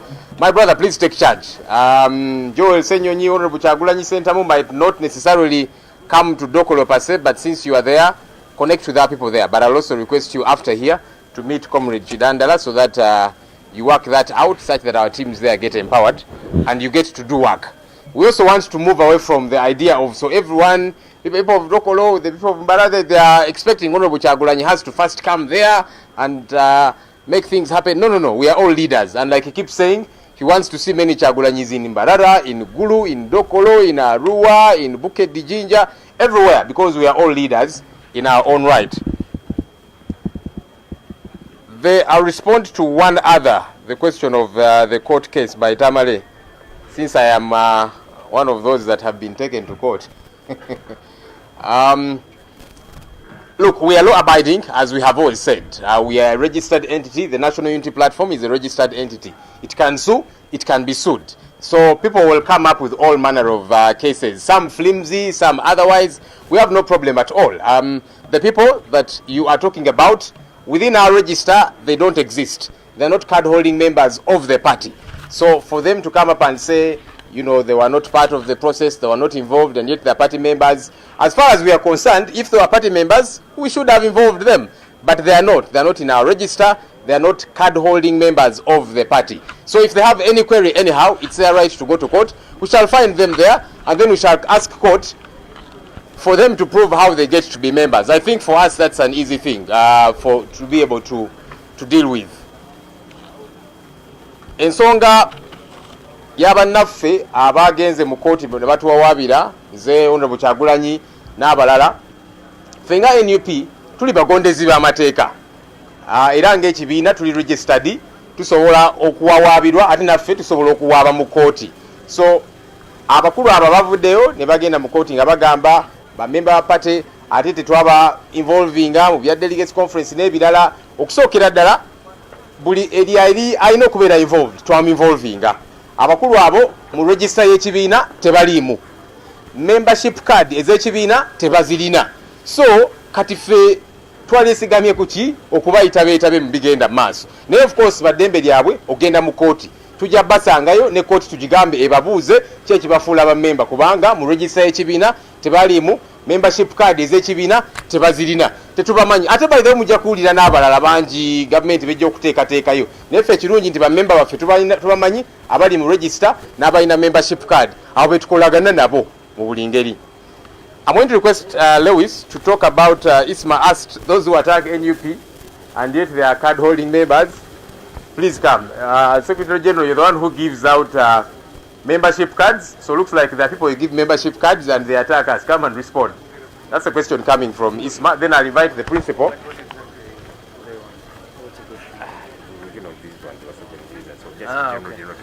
Thank you so much. Maybe before I respond to that question, I also want to speak to the court case a bit and tell you, comrades, that you all know how the NRM system operates, as well as all governments which are like ours. They will use the law, they will use violence, they will use money to try and distract those who are opposed to the regime. Indeed, when Dr. Besigye first came up, you all know the kinds of cases he faced, ranging from treason, terrorism, rape charges, and all those things. So these people who keep bringing cases to courts and all that, it is one of the tools in the dictator's toolbox, but we are determined to overcome all that, God being our help. But the other question was about discipline. You see, when you come and pick a card of the NUP, one of the things at the back of that card is that you promise to abide by the Constitution, by the values, and by the principles of the party. If you go against the principles of the party, if you go against the Constitution of the party, then you are subjected to a disciplinary process. But first and foremost, if you go against the tenets of the party and the principles of the party, you lose your membership. You can even lose your membership automatically if you cross from this party and join another party. That's automatic. But if you go on and you still want to remain a member of the party while undermining the party, then you will be subjected to disciplinary processes, and that is the way you lose your membership. I thank you.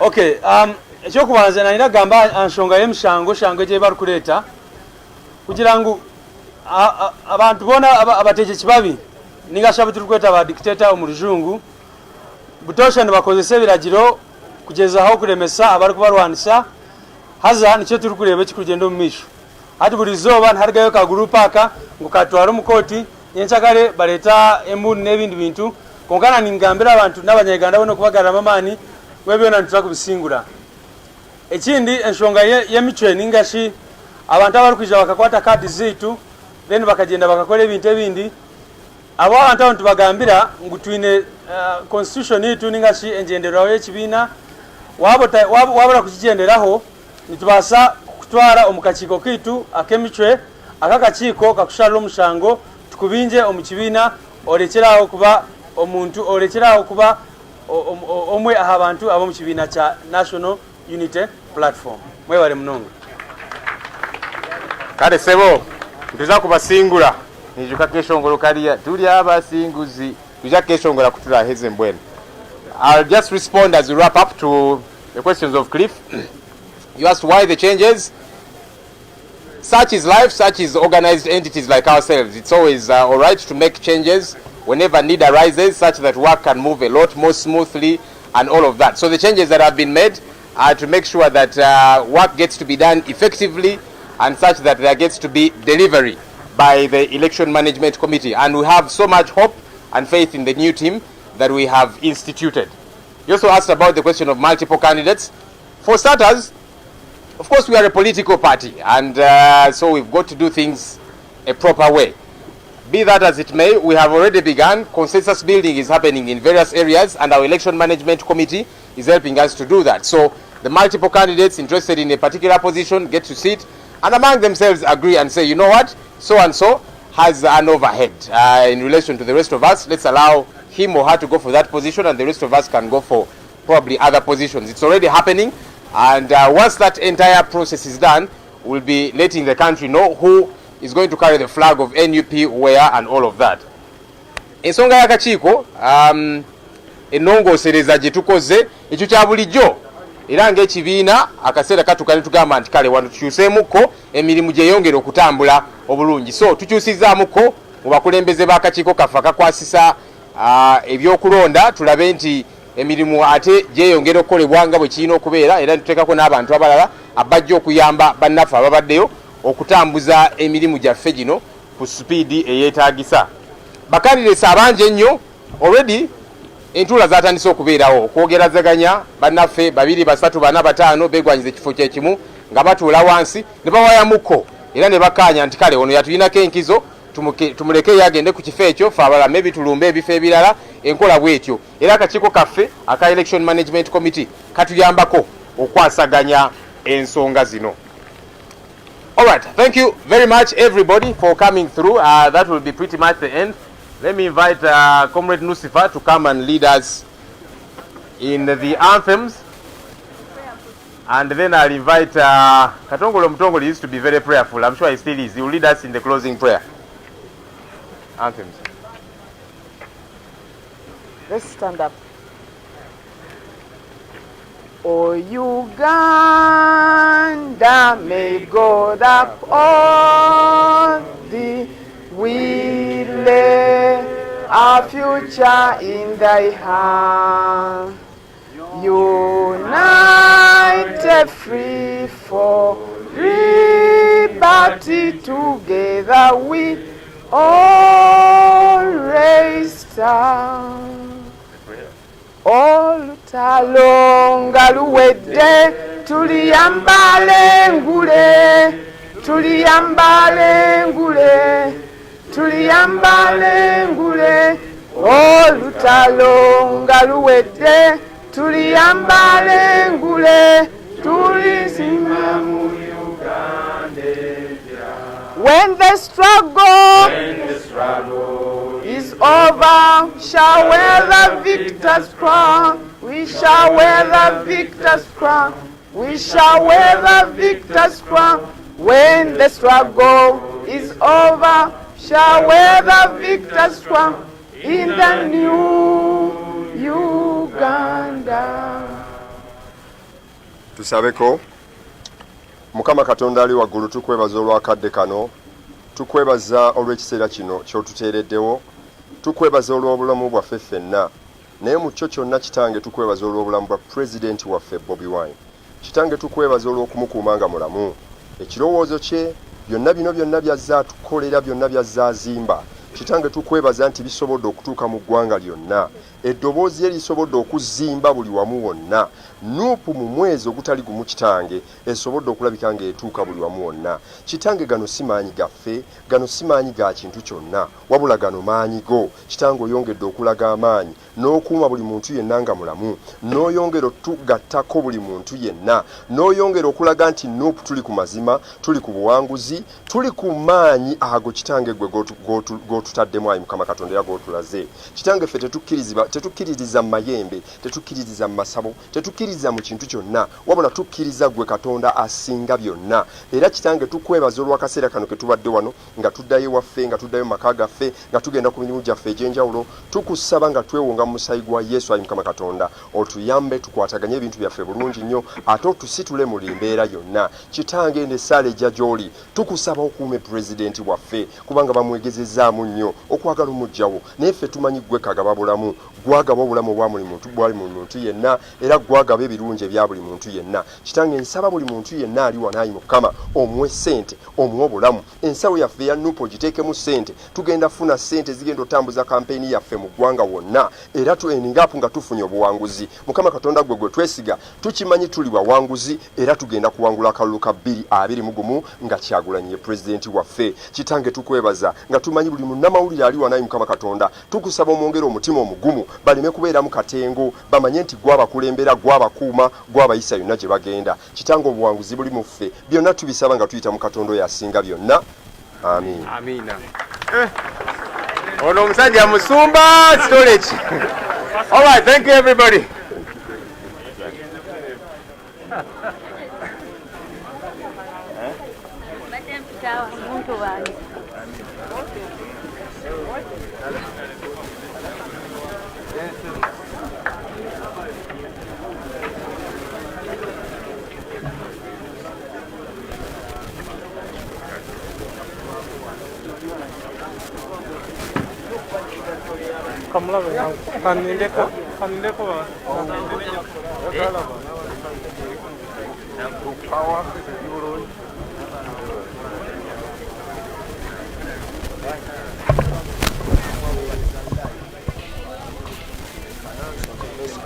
Live.